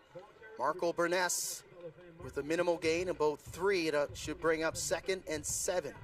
Good to have a new back in, get those fresh legs going, see if you can't move the chains on the ground, or at least get in a 2nd and medium where you're able to throw some shorter passes. They're in a scoring zone now where if they can get a first down out of this, they'll be in an easy chip shot field goal range if they are not able to get a touchdown. Make it 2nd and 8 from the Golden Hawks 33. They'll hand it off again. They'll stick to the ground game and bang down just short of the first down yardage is Marco Burness again. And this is where, as a play caller and a coach, you say, hey, you've got 3 downs here. We're going to come away with a touchdown. So they went to the run game on 2nd and long. This time, Curion pulls it away from Burness, and he fires into the end zone for a touchdown. Man, that was just what they needed. Great first drive, great mix with run and pass. They hit some receivers who didn't touch the ball in the first half. Got a guy wide open. Good play action here. You can see on the replay coming up, the defense just absolutely collapses on the running back. Caron gets to the perimeter. He's got a guy wide open. He puts a lot of air under the ball, just making sure that ball gets to him. Great answer to start this second half. Vanier with the touchdown grab, and that was huge for the Gators. They just turned somebody loose. They got someone looking with their eyes in the backfield there, let the man go free, and got an easy touchdown out of it. So Vanier, the 5'9", 175 sophomore, able to pick up the touchdown to start the second half, and the Gators needed it in the response coming out of the locker room. That was so big for them. That'll pick up their spirits again, get them fighting hard, keep competing hard. If they had come out and laid an egg and gone 2 and out to start the half, it would have been really hard to come back out. But now you've got your offense fired up. You've got your defense fired up. You showed you can score. You showed you can drive the field. You showed you've got confidence in your other receivers. Now you're attacking on a broader front. Let's see if they can use that momentum here to keep it going with their coverage teams and their defense. Whatever Coach Nicola said in that halftime break seems to be working up to this point. Now they need a 2 and out. Well, when you get in there and you get that feeling that, man, we've got this big lead, you say, hey, defense, can you set up 1 score? And they all say, heck yes. Offense, can you set up 2 scores on your own? Yes. Special teams, can you set up a score? Yes. That's 28 points just right there. So if you can get those guys believing, hey, we can set up 1 score on D and special teams, and we can set up a couple scores on offense, we got a chance to get back in this great drive to start the second half. Trailing by 24 now are the Gators. Will they try an onside kick? Moonshot again as they started the game. And a huge hit there in a collision, but holding on were the Golden Hawks as they did to start this game. Again, you need to steal a possession or 2. You need to get a stop with your defense to get Laurier off the field. And right here, they try and pop the ball up, give their guy enough time to get down the field and make a big play. If you can't get the ball, see if you can dislodge it. Great job there by the receiving team to really secure that ball and take that big hit and hang on to it. Parasilides able to hold on to that kickoff. Screenplay for this Golden Hawks offense as Ethan Jordan is brought down after a positive game. Jordan relatively quiet, but Jordan's the guy who sets up everybody else on this receiving core. And Ryan Hughes has come up big with that setup.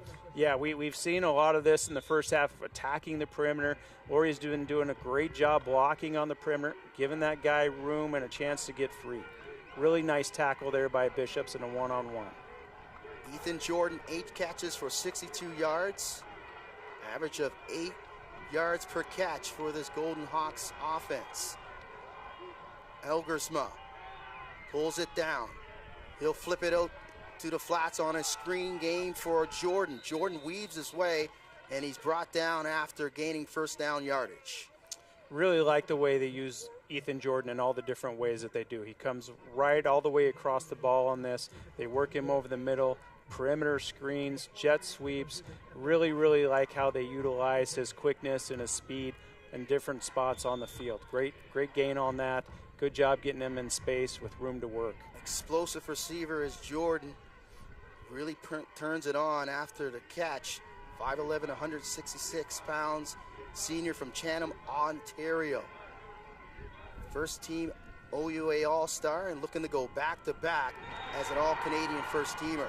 Elgersma brought down, though, behind the backfield, and that's a sack for the Gators. Great individual effort here. He gets the one-on-one matchup on the perimeter, and Bishop's not as big, but quick. Really quick. So on the perimeter here with that play action, he fakes up the field, then works back across and beats his man inside. And that's Joke, linebacker, 6 foot, 208 pound senior, an AUS All-Star is Joke, and that's a big play setting the Golden Hawks behind the sticks. But Elgersma fires over the middle, and a first down catch for the Golden Hawks as Jace Atkinson pulls it in. Really good job. He's got a nice pocket here. Good job by the offensive line picking up the pressure. Elgersman has a chance to step up, find the dig route as he works his progression across the field. So Atkinson with his third catch of the game, moving the Golden Hawks in the scoring zone, just outside the scoring zone to be exact, in Gators territory. Elgersma, play action, fires over the middle again, and it's caught. And that's Atkinson again. Good adjustment by Atkinson. That ball was low and behind, and a lot of times as you're crossing the field, those passes that are back behind you are tough to adjust to when all your momentum's going away and you've got someone chasing you. Good step up by Elgersma. That ball's behind. Great hands on that. That's a tough catch. It looks way, way harder than or it is a lot harder than it looks. Todd Galloway, the offensive coordinator for the Golden Hawks, calling a very good game here for Laurier. This time they'll go to the ground. This is Nelms, and Nelms will be banged down just short of first down yardage. Early in the game, they were attacking once they got down by the goal line with run plays right down the middle. Same thing here. They want to make sure that they're not allowing Bishops to get free using their movement and quickness. We're just going to go downhill, let them get positive yards down here in the red zone. Tanner Nelms with his fourth carry of the game. Golden Hawks in scoring zone. Second and short here. Let's see if they go downhill at them again or if they do an RPO. Here's Elgersma. He'll hand it off. Nope, he'll pull it and he'll find Hughes, and Hughes is into the end zone. Elgersma, beautiful throw, pitch and catch once again to Ryan Hughes. Great response there by Laurier. Bishop's trying to capture some momentum again after their opening drive. Laurier drives right back down the field. He gets on the perimeter, and right there it looks like he maybe has got a chance to make the play, but he took that ball and really turned on the juice there. Like he thought he had a chance to make the tackle. Look at him just have some burst there, stiff arm. Great play. And Kelly, how important is this RPO game of the Golden Hawks? It seems to be, every time Elgersma pulls it down and doesn't hand it off, their receiver's wide open. Well, they've done a good job of getting the ball out on the perimeter away from everybody on the interior. So the Golden Hawks respond after the Gators started with their own touchdown here in the second half. We're back after these messages. You're watching the 2024 UTeck Bowl on CBC.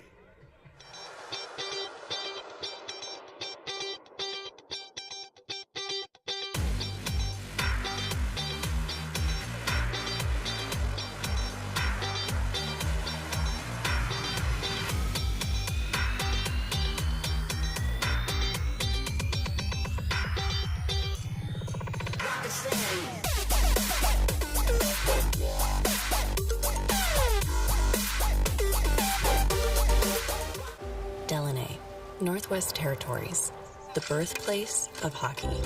Here, you'll find a community full of history and tradition. A community that Quaker surprised by transforming their arena kitchen into a Quaker breakfast bar. Stocked with our Canadian whole grain oats, it's now a place to gather, to eat, and to celebrate. We're proud to feed the passion for hockey in the place where it all started. Because we believe no matter where you're from, you've got this.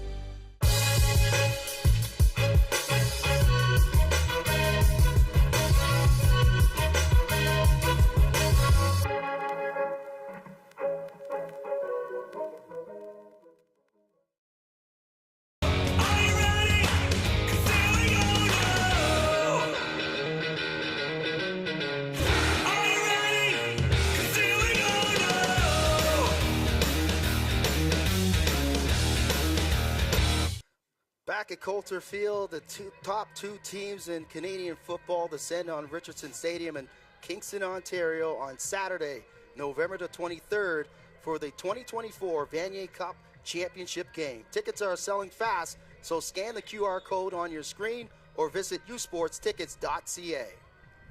So the Golden Hawks will kick it off, leading 41-10 with 7:36 here in the third period. Couple good drives to start for both teams. Let's see if Bishops can get another drive going here to recapture that momentum they had to start the second half. A gain of 4 yards off that kickoff, and the Laurier special teams have been good this afternoon. We mentioned it in the first half. Their kick coverage on punts, they've only punted it twice, and their kickoffs have been outstanding. Yeah, the coverage game is important, and you just don't want to give up field position, especially when the wind is a factor. So pinning them back each time, making sure they have the long field, that really helps out with the way you call your defense. You can be more aggressive in the back end. You can bring blitz, so that's big. So first down and 10 on the 26 for the Gators. They'll hand it off. Burness, and Marco is brought down with a minimal gain. Nice tackle in the open field by the Golden Hawks. Good run on the perimeter. That looks like the perimeter for the defense of Laurier were able to come up outside in and try and turn that back in, just limiting them just to 2 yards there. Tristan Miller on the tackle. Wind conditions, not very much, unlike last weekend at the Loney Bowl, where the wind was swirling in that championship game. Wind not a factor this afternoon at Coulter Field. Curion finds Burnett for first down yardage, and that'll move the chains. Good ball there, good play action. They get the in-breaking route. Burnett's going to work all the way up to the top of his route, jab outside, and you can see when two guys are on the same page, Curion's really able to anticipate and lead him with that throw away from the defender. Burnett able to bring down his fourth catch of the game. He's been targeted a lot. 60 yards on 4 catches for Oliver Burnett. Hosang, couple men missing. Hosang dances into Golden Hawks territory, and there's the explosiveness by Osei Hosang. And this is where that backfield with rotating backs through, they can keep fresh legs back there. Here's Hosang hitting this thing downhill. Again, they've got the guard pulling. He's going to read the kick-out block, stick it up in there, and what a great move there. He's got some great athleticism, good burst to him, excellent gain. And Miller might have gotten away at an attempt at a trip there. 7 carries for 62 yards for Hosang. They have missed his productivity, but he's back for this championship game. Played 7 games in the regular season. He was well on his way to winning AUS MVP. He looks like he's fresh today with his legs. He's running. They're still trying to keep the other backs involved to take the load off him some, but he's been good when he's been in there. He's shown good bursts. He's shown good elusiveness. We saw from the last couple carries, he's done a good job of hitting it up in there. So, man, he's playing hard. Gators trying to respond after that touchdown by the Golden Hawks. Curion completes it for first down yardage and banged down in Golden Hawk area there. And that was a tough catch over the middle, Kelly. Yeah, as they get the crosser here, it's man coverage, so they've got the receiver trying to really create separation and run away. They really get a gift there. That hit off a hand or a helmet there as he let go of the ball. And, man, it went right into his hands. Really good catch, way to stay with it. Bazier, who has the touchdown for the Gators, his second catch, 40 yards on 2 catches for Bazier. As they'll go back to the ground, Shalou quickly brought down by La Quintana. With Bishops, they want to drive the field. They're not a team that has a lot of explosive throws deep down the field, and so if they can keep some time of possession, some ball security, and get some drives together, that's when they're at their best. And so we've seen 3 different backs now on this drive be able to run the ball. They've hit some different receivers. Hopefully they can keep this momentum going. It's important for them for time and possession for sure. Keeping the Golden Hawks offense off the field. And that's off the back of the receiver and intercepted. So an explosive play here for the Laurier Golden Hawks defense. And they will have their offense back on the field. Man, the Golden Hawks are rolling here in the second half. You're watching U Sports on CBC.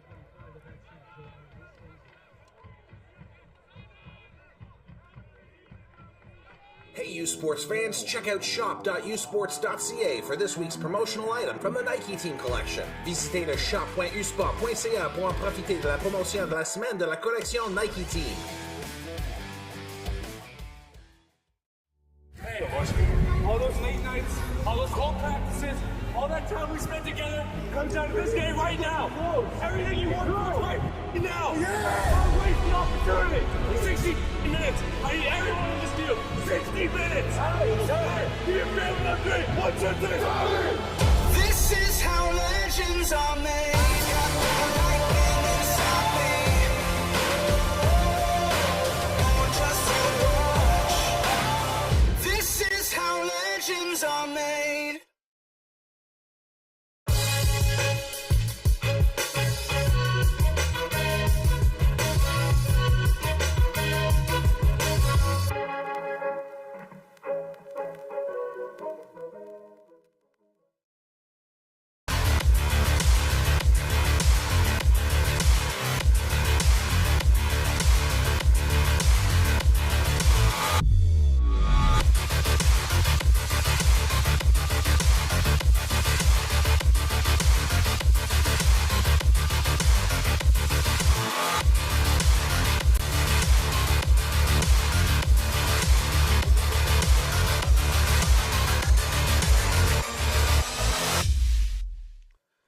Back at Coulter Field, good look at the Laurier bench there. Interception there before he went to the break.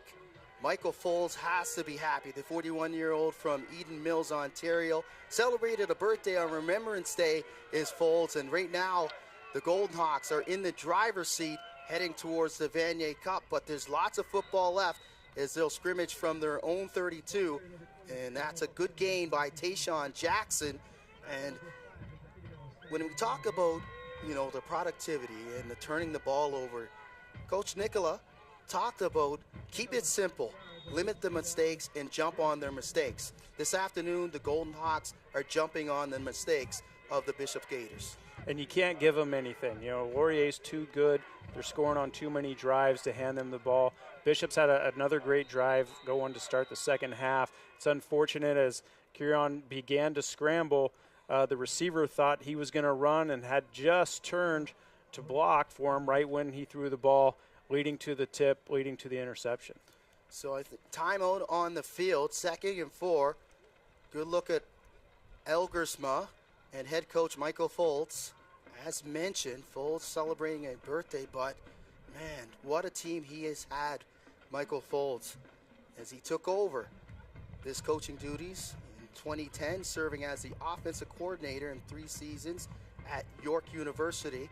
Frank Tyndall Trophy winner as U Sports Coach of the Year in 2016. His Foltz was named manager of football operations and head coach on January the 8th in 2013 for the Laurier Golden Hawks. Foltz, a former quarterback with the Western Ontario University Mustangs, played 5 years with the Mustangs, winning 4 conference championships and 2 MVPs, setting the all-time U Sports passing yards record in 2009 with 10,811 yards, 3rd all-time in U Sports history for Michael Foltz. 2nd down, and this is Tayshaun Jackson. He'll pick up another first down for the Golden Hawks.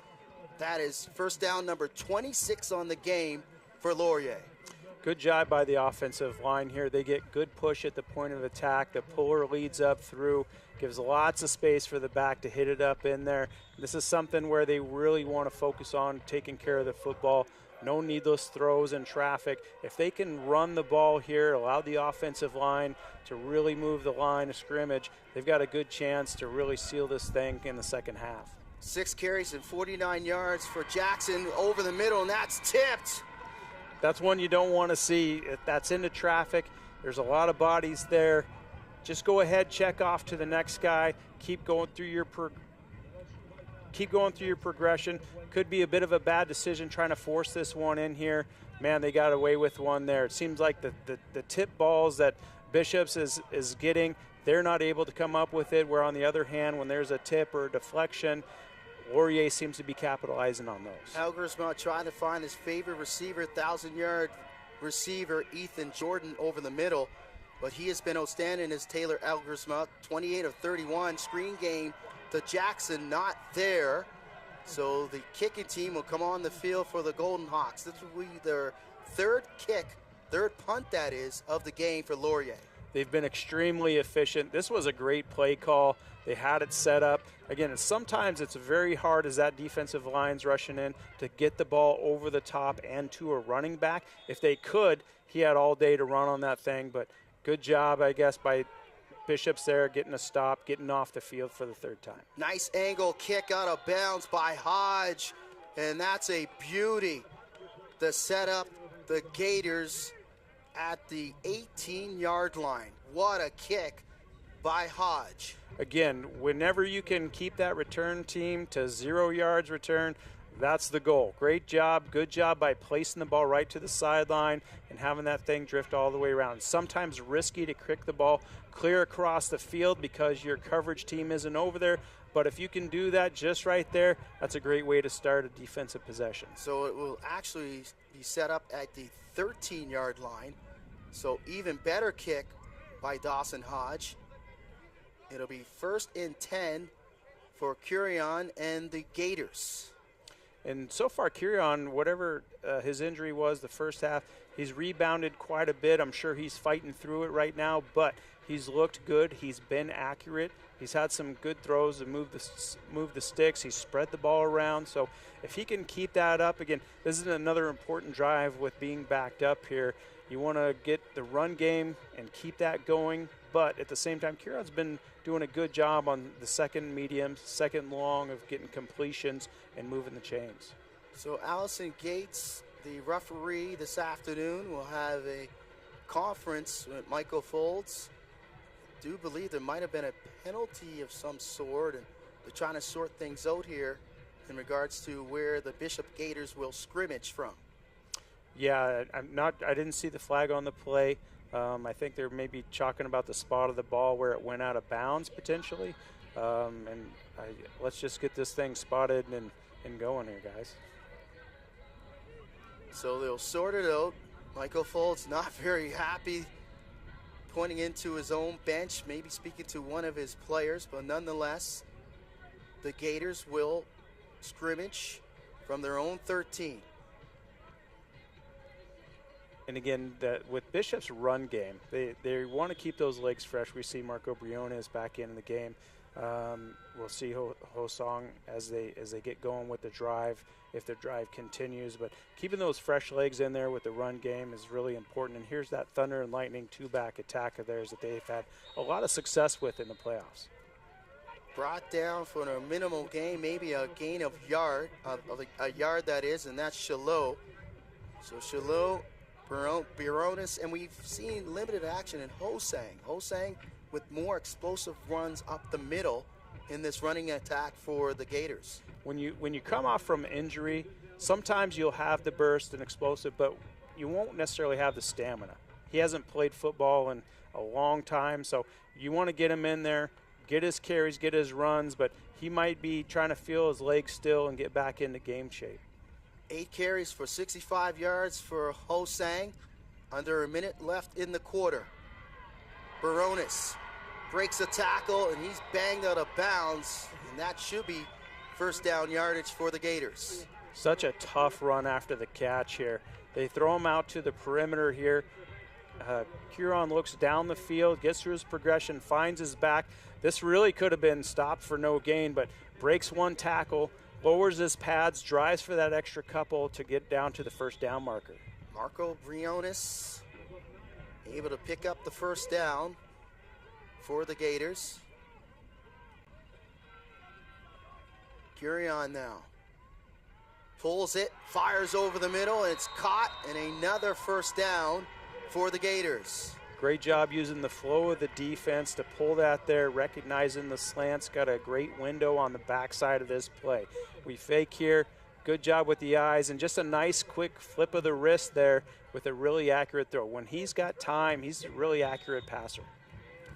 Low with the grab over the middle and the first down yardage for the Gators. This should be the last play of the third quarter, barring a penalty. And that's knocked down over the middle as Curion tried to find his intended receiver. So after 3 quarters, the Golden Hawks in the driver's seat heading to the 4th quarter on the other side. You're watching U Sports on CBC.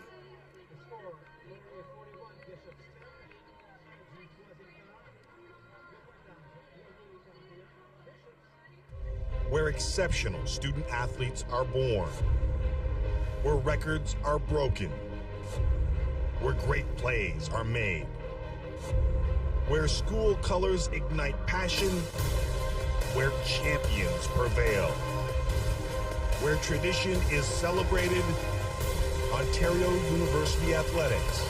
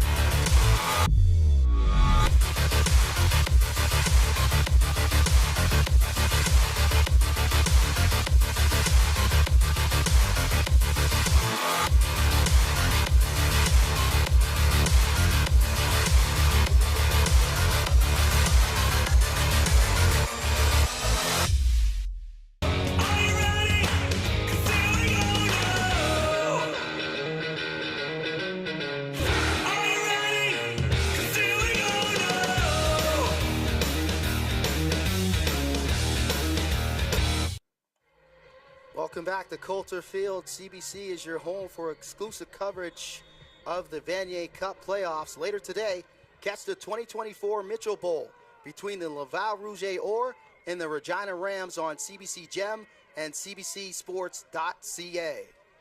So the Gators will scrimmage from their own 39-yard line, be 2nd and 10. Here's Curion. He'll fire it over the middle, and it's caught for first down yardage, and that'll move the sticks. Great ball. Great job by the receiver coming back to the ball here. Curion goes through his full progression, working from the boundary side all the way across. Laurier tries to play man there. Curion finds his guy running away from man coverage. Good hands, tough catch with someone draped all over him. Vanier, the touchdown catcher this afternoon, able to catch his 3rd ball of the afternoon, 51 yards for the Gators. And they'll hand it off this time to Hosang. Hosang, a big gainer, slips a tackle, and he's finally brought down. Boy, that play looked like he had tons of room. It looked like he was going to turn that into an explosive, but good job by Laurier there, turning this thing back in, not giving him a chance to run up the field. They force him to go sideways here, and it what looked to be like a big gain of a play turned into about a 4 or 5 yard gain. So that'll bring up 2nd down for the Bishop Gators. Gators champions of the AUS. First title, winning the Loney Bowl last weekend. And an incomplete pass and decision time here for the Gators. That was a tough catch. It looked like he was really close to pulling that in. He had the defender draped all over him. They had a blitzer that was unaccounted for, so this was going to be a tough play to complete, but good job there by Hastings knocking that ball away after having a big interception just a few drives ago. Comes up with a big stop on 2nd down now. So they'll bring out the punting team, the Gators. They'll punt it back to the Golden Hawks. Jackson down deep for Laurier. That was a big play by Laurier getting off the field with the clock starting to work into their favor and having the lead now. Things like that, the Bishops has got to come up with that play here to try and get back in this game. And that's a huge special teams tackle by Alex McDonald, getting downfield and limiting Jackson to no gain off of that punt. And Alex McDonald, who is a star on defense, he can cover too, and this is something, if he wants to get to the next level, he'll got to show that he can cover on special teams as well. Great job fighting through his block there and making that one-on-one tackle. A loss of 2 yards after that catch by Jackson. Good look at Alex McDonald, the Eastern Passage, Nova Scotia native, named Defensive Player of the Year for the AUS. 5.5 sacks on the season. And they'll go to the run game is Laurier. Nelms with a good gain on first down. And he'll be close to first down yardage. Great job by Laurier getting to the perimeter here. They haven't done a lot of perimeter runs. Most of their gains have been up the middle, but here's something where they down block on the outside. They pull 2 linemen, get up the field, and create an alley down the hash there to get up the field. And then for Laurier, you got to tuck that ball away as well. You're getting to that point of the game where you know Bishops is going to be coming after that football. Trying to punch it out on Tanner Nelms. 5 carries for 40 yards, an average of 8 yards per carry. They'll go back to Nelms. This time, he is tackled right at the line of scrimmage. Good fill by Bishops there. They can really rally to the ball. If they can get the first guy to turn them back inside, they can really run. That's where their strength lies, and their quickness and their sideline-to-sideline coverage. So once that ball gets turned back inside, that's where they can rally to the ball and get the back down. Tanner Nelms had a huge season for the Golden Hawks. A good career as well, running the football for Laurier. Elgersma. He'll change the play at the line of scrimmage. Showing pressure by Bishops here. Elgersma drops back. He'll swing it out to Nelms. Nelms makes a tackler miss, but he's brought down behind the line of scrimmage. Good tackle in open field by the Gators. And great job. Bishop shows pressure here. They get the quarterback to change the play at the line of scrimmage. Then they all drop out. That allows them down to get to the perimeter again. If they can turn the ball back inside, they can get those big hits, those big tackles there for loss. Another tackle for loss by Goke. He's got a sack on the game for the Gators. And that'll force Laurier. And it's blocked! The punt is blocked! Scooped up! And scored! Touchdown! Gators! Wow, right up the middle. They got pressure right down the middle. They missed the block with their shield up front, and he was able to get right through and block that thing. A huge block, huge play. You're going to see number 8 work right down the middle. They just kind of lay a hand on him. They don't get a full body on him. He blocks it, tracks it all the way down, and that's a big, big play for special teams. We said they needed to try and steal some possession somewhere. That was a huge play to turn that into 7 points. Mason McGriskin, a backup tight end and fullback, 6'1", 200-pounder, 4th-year senior from Markham, Ontario, with the explosive play. So we're back after this, after the Gators got that touchdown on special teams. We're back. You're watching the 2024 UTeck Bowl on CBC.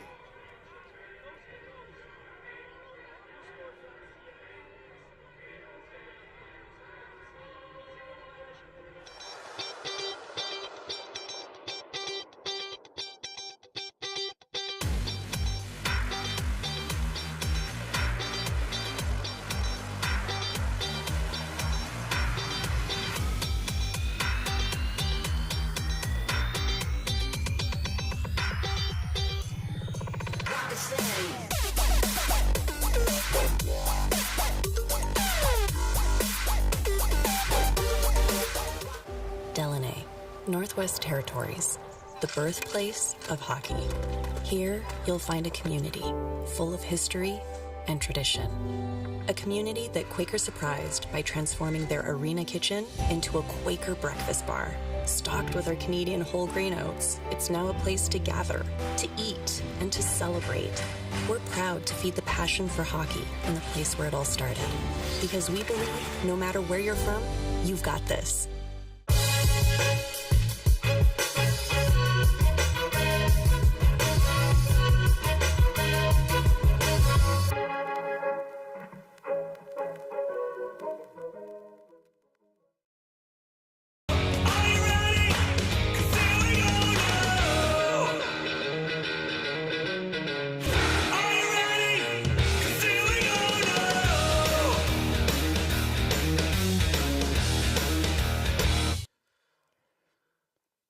back at Coulter Field, and the celebration is on. Mason McGriskin, the special teams block and scoop and score in the end zone for the Gators.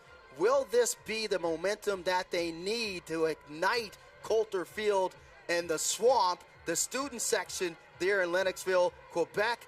Kelly, they have lots of time. Will this be the momentum in the fourth quarter that they need to spark this comeback? It certainly is going to help. They started off the second half great on offense. The defense has finally gotten a couple stops, gotten them off the field. Now special teams has followed up with a big block and scoop and score. It's what they need. They need all three phases to work here. Now on the Laurier side, you feel like, hey, as long as we don't turn the ball over and give up a block punt, we're going to be fine. But now that they've given up a block punt, they've got stopped a couple times on offense. You got to start rallying your troops and saying, guys, this game isn't over. We got to keep playing. And Bishop's here is spreading this thing out. Here comes the onside. The moonshot again. It's up in the air, and it's brought down by Hughes. Hughes breaks the tackle, and he's banged out of bounds at the center line. Ryan Hughes, who's been huge in the passing game, 8 catches for 212 yards and 3 touchdowns, makes a special team play. And Laurier had their hands team on there. You can see they've got receivers over there to catch the ball. They've got their blockers up front. They were anticipating this late in the game. They know Bishops is going to try an onside, so they were ready for it, getting those guys who can jump and catch on the return team. The Laurier's responded all game long. They've every answer that they needed to provide after a Bishop's either touchdown or momentum shift, they've come back and answered. They'll go to the ground game. Again, it's Nelms. Nelms breaks the tackle, and Nelms with a good gain on first down. So Tanner Nelms starting to take over this game in the second half. They're exclusively going to the ground game. And that's where you sit on the sideline and you say, hey, big guys up front, this game's on you. We're going to finish this game. If you guys up front can move the pile, if you can change the line of scrimmage, we're going to lean on you guys. We need to kill clock. We need first downs. You got to be the ones to adjust. Nelms, a huge afternoon, 7 carries for 56 yards, averaging 8 per carry. They'll go back to Nelms. This time he bounces outside and he'll pick up positive yardage once again. And talking about this offensive line for the Golden Hawks, they have been incredible. Last year they tracked how much weight they lost over the season, averaging 10 pounds per player from training camp to the Yates Cup. This year they average almost 3 pounds per player. Bigger, stronger, faster, they're healthier, and they have been outstanding in the OUA. Cooper Hamilton, a returner from the Red Blacks camp, Josh Rietfeld, a first-team OUA All-Star, and Cody Blackshaw, the center. He turned 19 in August, so he's young, and he's going to be there for a long time. And you can see that in the way they play. The offensive line has gotten better as the game has progressed. Early on, they were having a little bit of trouble trying to match Bishop's movement and stunts and games up front. Now they're finding their groove. They're staying strong. They're getting great push into the defensive backfield and allowing those backs to have their choice of where they want to cut. And how special is this O-line? It doesn't go left to right on the right side. They flip their O-line boundary and field so they can get the same matchups with the D-line all game long. And they've been doing it all season. And they've been changing it up so they can get the personnel that they're matched up against. Another first down run for Tayshawn Jackson. Great gain there. Again, they're going to put this on the O-line right now. They're saying, hey, we've got the lead. The clock's winding down. If we can get first downs on the ground, we'll keep the clock moving. We'll keep the chains moving. We won't worry about interceptions or anything like that. They're going to be in a really good spot. So now they're starting to take over. You can see how they're starting to get into the flow of the game here. 30-17, our first down differential between the Golden Hawks and the Gators. The Gators have a man shaken up on that run. And let's take a look at the brackets. Here's what the winner gets. The big prize, the Vanier Cup. They will punch their ticket, the winner here of this 2024 UTeck Bowl, and this is how they got here. You can see on the left side bracket there at the top, the OUA, the Yates Cup, the 116th edition. Laurier able to knock off Western and Bishops picking up their first Loney Bowl championship versus St. Mary's last weekend here at Coulter Field. And I like to see these matchups of teams that don't usually meet, like Laurier and Bishops both come from behind victories for their conference championships to get to this point, rarely play each other. Laval and University of Regina facing off for the first time in over 20 years. I love to see those new matchups of teams making it.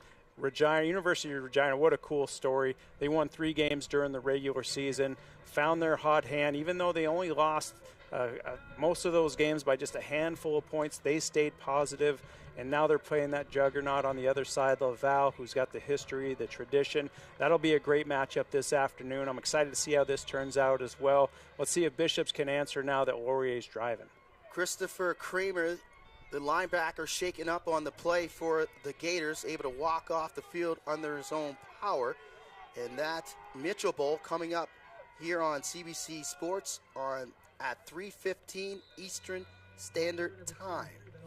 That's a good first down game for Laurier, and they've seen this several times. They get in the red zone, and first down, they're going to hammer you with the run, and then they're going to run an RPO here with a back or a receiver crossing the line of scrimmage.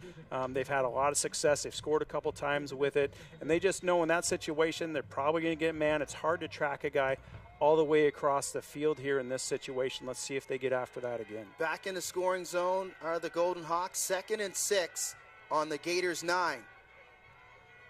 Elgersma, clean pocket, fires into the end zone, and it's caught! Touchdown, Golden Hawks. Wide open is Ryan Spate.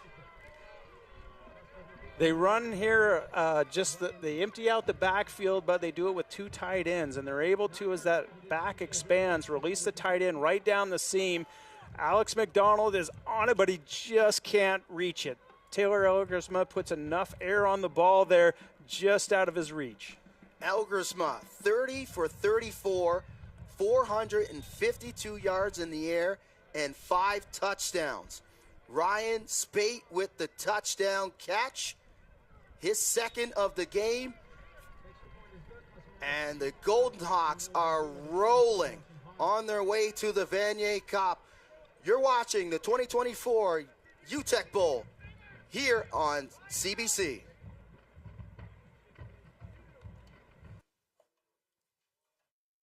Hey, U Sports fans, check out shop.usports.ca for this week's promotional item from the Nike Team Collection. Visitez le shop.usport.ca pour en profiter de la promotion de la semaine de la collection Nike Team. Hey, all those late nights, all those cold practices, all that time we spent together comes down to this game right now. Everything you want to right now. Don't waste the opportunity. 60 minutes. I need everyone in this deal. 60 minutes. Give your family a 3. 1, 2, 3. This is how legends are made. Lightning inside me. No one trusts to watch. This is how legends are made.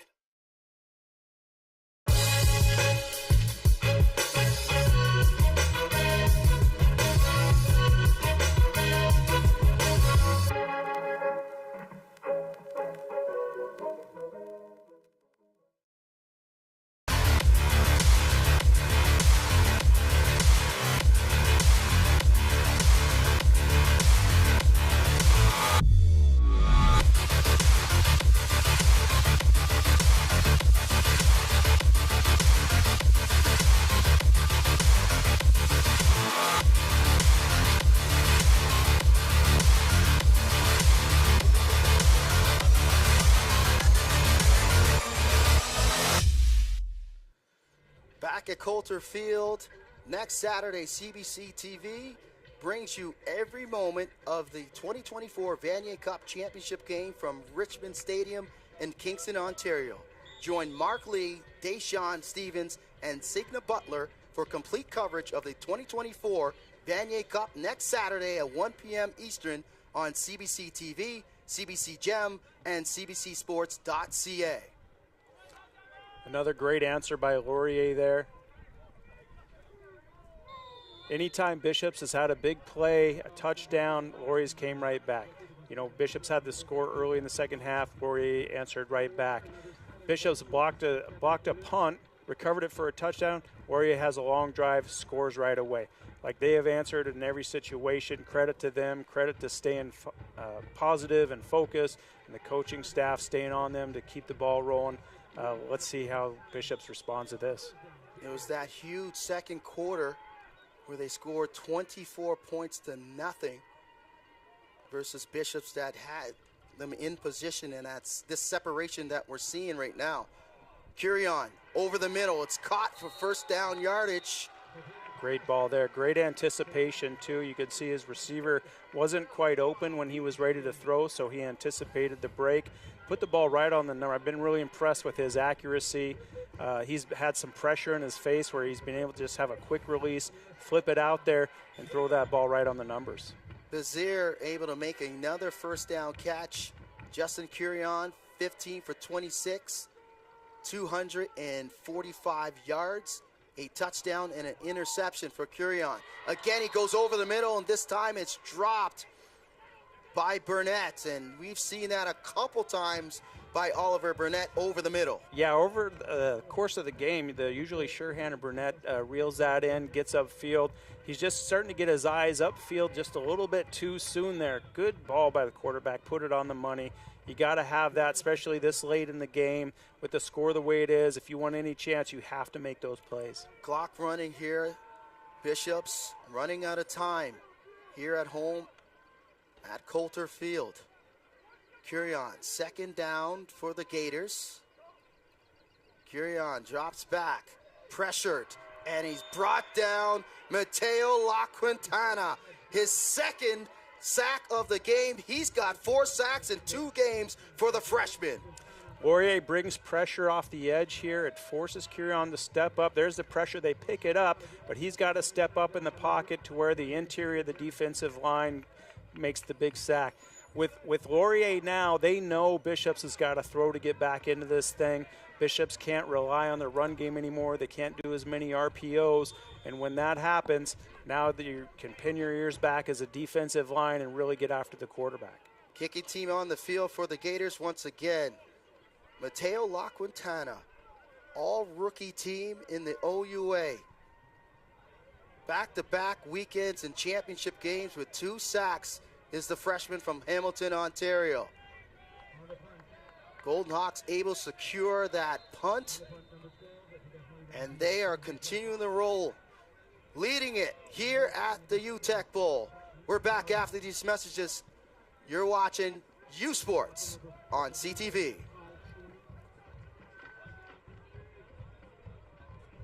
Where exceptional student athletes are born, where records are broken, where great plays are made, where school colors ignite passion, where champions prevail, where tradition is celebrated, Ontario University Athletics.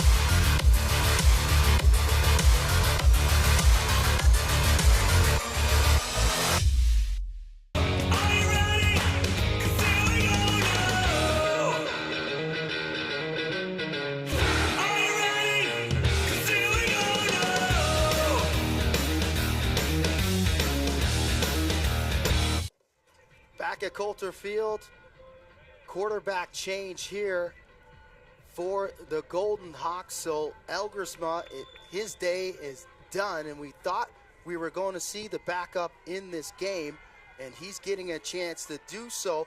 Limited action is Isaiah Willis, the backup quarterback for the Golden Hawks. He'll hand it off to Tayshawn Jackson, and Jackson's a positive one on the ground continues for the Golden Hawks. At this point, this late in the game with the score the way it is, you got to make sure that your quarterback is healthy for the national championship game. So they make the change here. It's always good to get some action for your backup here in a game situation when the bullets are flying. So to come in this situation, let's see if they allow them to throw the ball or if they're just going to keep it on the ground here.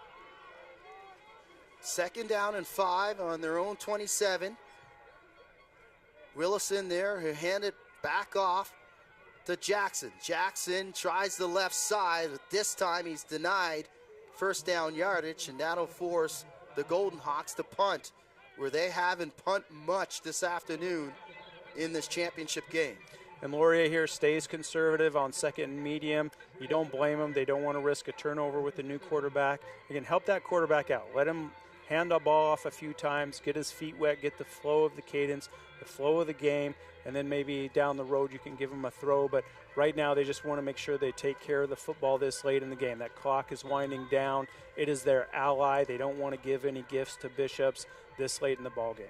Dawson Hodge, his 4th punt of the game.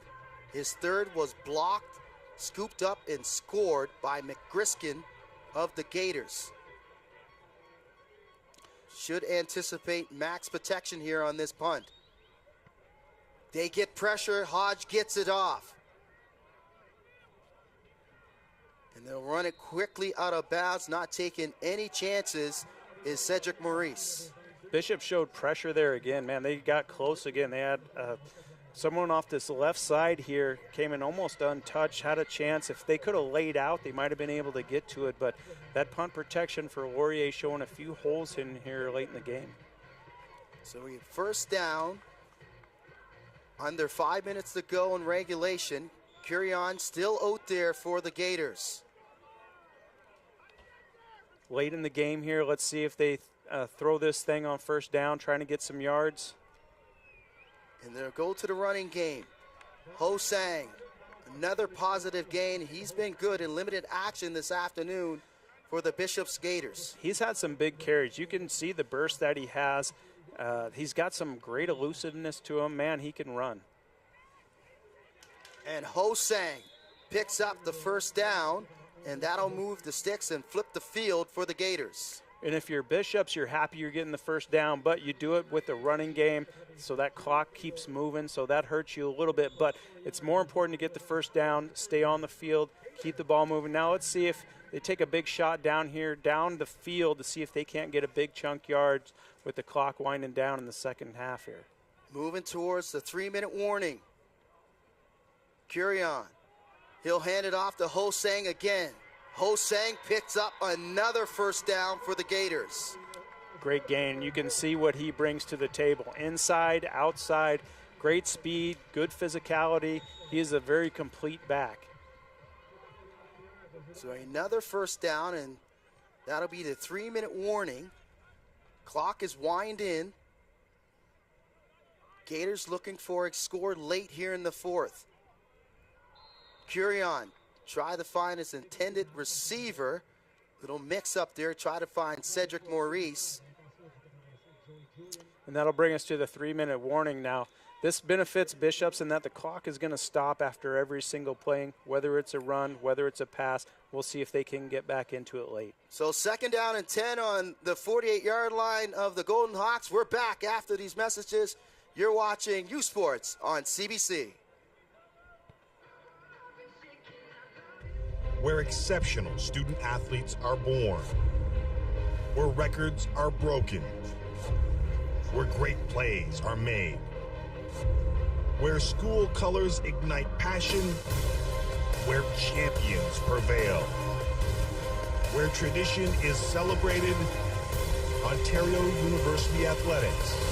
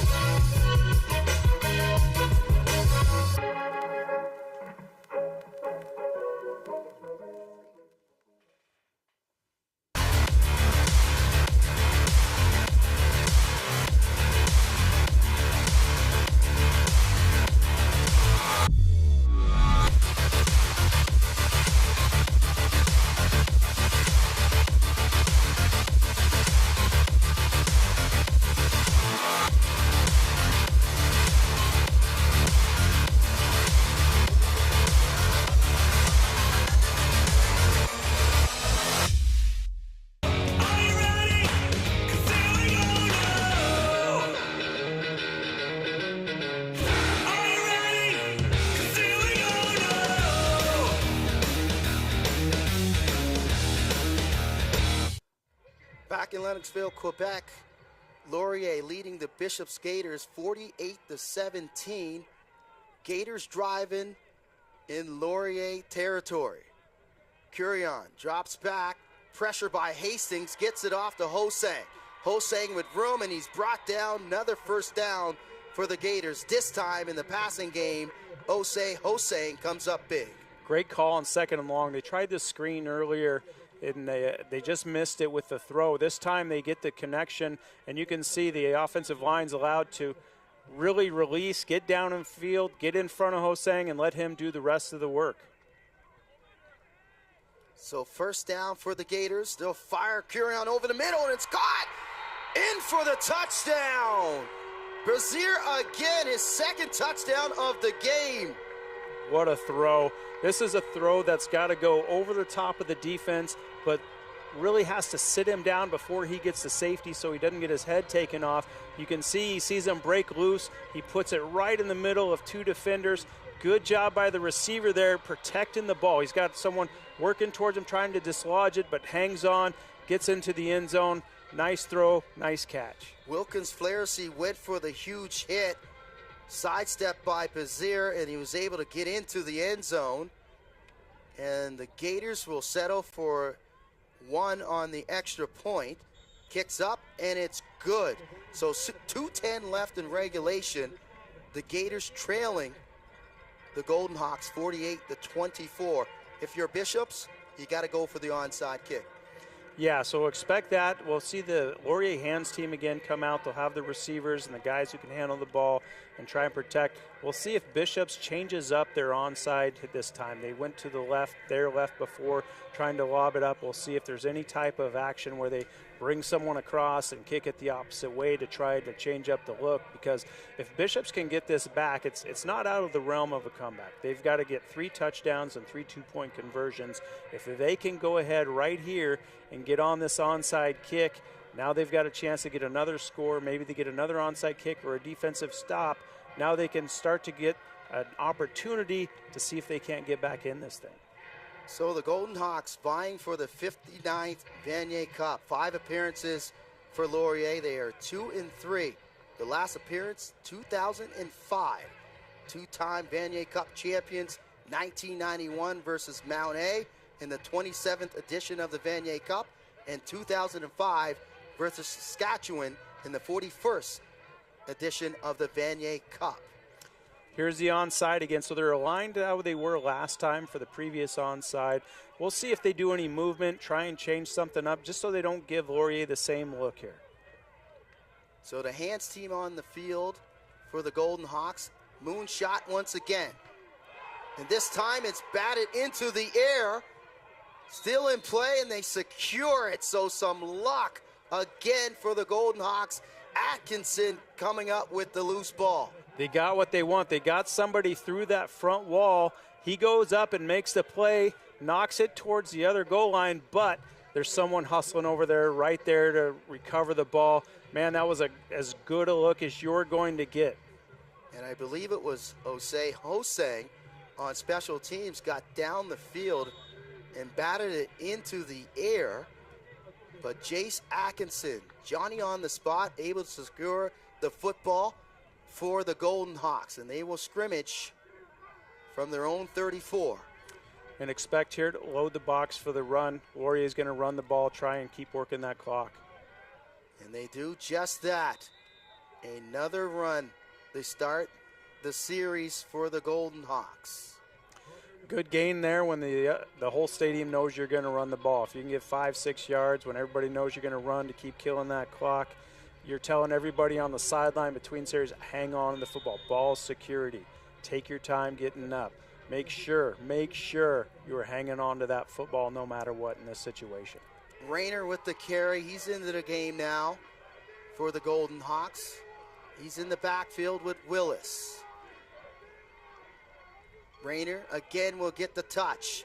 This time he breaks a tackle, and he'll get first down yardage for Laurier, and that'll move the chains once again. That's a big first down late in the game. That keeps the clock moving for you. And through these first 2 plays there, they don't risk a throw. They don't risk an interception. You get that guy to hang on the ball. You don't run an RPO where you might be forced to keep the ball. You give it just a straight run, have him hit it downhill and get positive yards. First down, clock ticking. Jet sweep.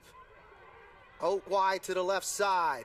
Breaks a tackle, trying to fight for first down yardage, but a good gain on first down once again in the running game for the Golden Hawks. Good gain there, and good job by the receiver. He takes the ball out on the perimeter, makes sure he stays in bounds. It's real easy on a perimeter run play or jet sweep to use that momentum and end up having Jim just run you out of bounds and stop the clock. He's able to stay in bounds so he can keep the clock moving there. Good job hitting the perimeter, too. Bishop's expecting an inside run game here late, and to get on the perimeter and get outside gives you a little bit more room to move. Anthony Briscoe on the jet sweep. Gets a touch in this UTeck Bowl.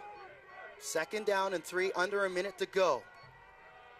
They'll hand it off once again. It's Rayner. Stops short of line to gain, so that'll be 3rd down and 1 for the Golden Hawks. So 3rd and 1, good stop by Bishops there. Laurier is going to stay on the field. At this point here, you've had trouble protecting your punter. You don't want to risk another block punt for a score.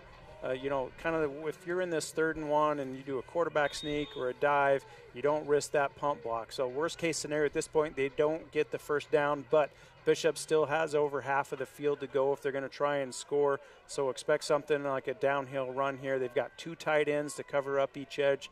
Let's see if they can go get that first down. They'll go for it. Willis pulls it down. He'll sling it out wide. It's caught. And a first down for the Golden Hawks, trying to seal this game, and that should do it. Nice play. It's good to see that quarterback get his first completion there late in the game. Good job. Bishop's on 3rd and 1. Thanks. Okay, here comes the run up the gut. They pull, get it to the perimeter, go get first down, keep that ball protected. Great job. Bennett with the catch out of the backfield, and we should be in take a knee mode here. So victory formation for the Golden Hawks. They will punch their ticket to the 2024 Vanier Cup in Kingston, Ontario. Congratulations and great job. They made fewer mistakes. They just had a few hiccups within the special teams, but other than that, they moved the ball well. They had some great takeaways defensively. They answered every single time. Bishops tried to get some momentum going. They didn't let them get off the mat and get their momentum going. They just kept answering drive after drive. Congratulations. Great job, Coach Falls. And there it is. They are golden once again on this day. Taylor Elgersma, the man of the day. He was explosive. He led his team. They are champions of the 2024 UTeck Bowl. What a game. What an offensive explosion. They had opportunities all over the field. They got different guys involved. They got a couple backs moving. He started spreading the ball around in that second half. They were getting big plays downfield, runs up the gut. What an offensive explosion. Taylor Elgersma, his final stats on the day, 30 for 34, 452 yards, 5 touchdown passes. Ryan Hughes has to be in consideration for UTeck Bowl MVP as well. 8 catches, 212 yards in the air. 74 was his longest. He had 3 touchdowns. He was their big play threat. When they got him one-on-one, man, he made them pay. Good job by Elgersma finding him when they got that one-on-one matchup. Definitely in the running for a player of the game. Huge plays to burst that thing open in the second half. They can hit you anywhere, but when you find that rhythm with that receiver and you find that matchup, you keep exploiting it. They did that. Good fight by Bishops in that second half. You know, they came back that second half, put 21 points on the board in the second half, but they had dug a little bit too much of a hole in that first half to come all the way back. Great effort, a great building block for their program for the future, but congrats to Laurier Golden Hawks in getting to this point. They had a great day all around the board, offense, defense. We'll see how they do in the Vanier. And it will be jumping. There will be a lot of purple and gold in Kingston at the Vanier Cup. And mentioning Bishops, they can't hang their head. You mentioned it. They did a good job in the second half. It was that second quarter that really done them in. Outscored 24-0, and they trailed big going into the halftime break. And you just keep in those steps one after another. You keep progressing, and this is what it's all about. That trophy there, right there, so that you can hoist that. UTeck, all the sprints you do in the offseason, the early morning workouts you do, the lifting weights, that's what it's all about. That's why you do it. That's why you get here. The UTeck Bowl champions, the Laurier Golden Hawks 2024, and they will fight for the Vanier Cup, looking for their third in program history. 63 years of football for the Golden Hawks, and they have an opportunity in Kingston to bring home their third championship. And I tell you, they are a balanced team. If anybody can do it, they can. They're balanced across the board, whether it's all the different receivers they can go to, the backs. They've got a very complete team. And let's throw field level for the trophy presentation and the banner to the Golden Hawks. For the Nike Defensive Player of the Game, veuillez accueillir Gaiters, chef du support pour U-Sports, pour présenter les prix du joueur par excellence en attaque et défensive du match Nike. Please welcome Matt Davies, Chief Support Officer at U-Sports, to present the Nike Offensive and Defensive Player of the Game Awards. The Defensive Player of the Game, le joueur défensif du match. From the Golden Hawks, number 25, Johari Hastings. Numéro 25, Johari Hastings.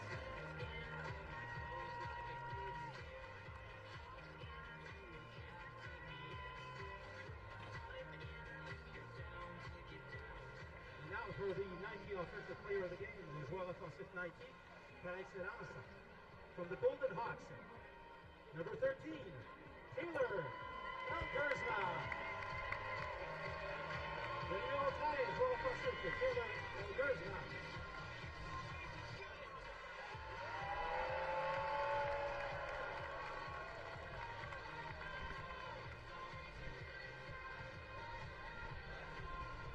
The trophy and banner presentation now. Please welcome to the stage U-Sports CEO Ken Arsenault, present the 2024 UTeck Bowl to the Laurier Golden Hawks. Veuillez accueillir Pierre Arsenault, le chef de direction chez U-Sports, pour la remise de la Coupe UTeck 2024 aux Golden Hawks de Laurier.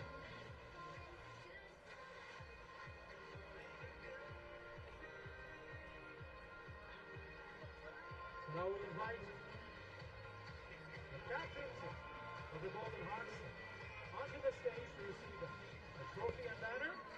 Mérite le capitaine des Golden Hawks sur le stade de recevoir la bannière des champions de Coupe UTeck ainsi que le trophée.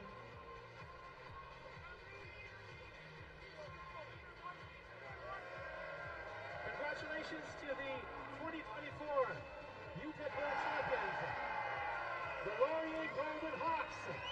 Félicitations aux champions de la Coupe UTeck 2024, les Golden Hawks de Laurier.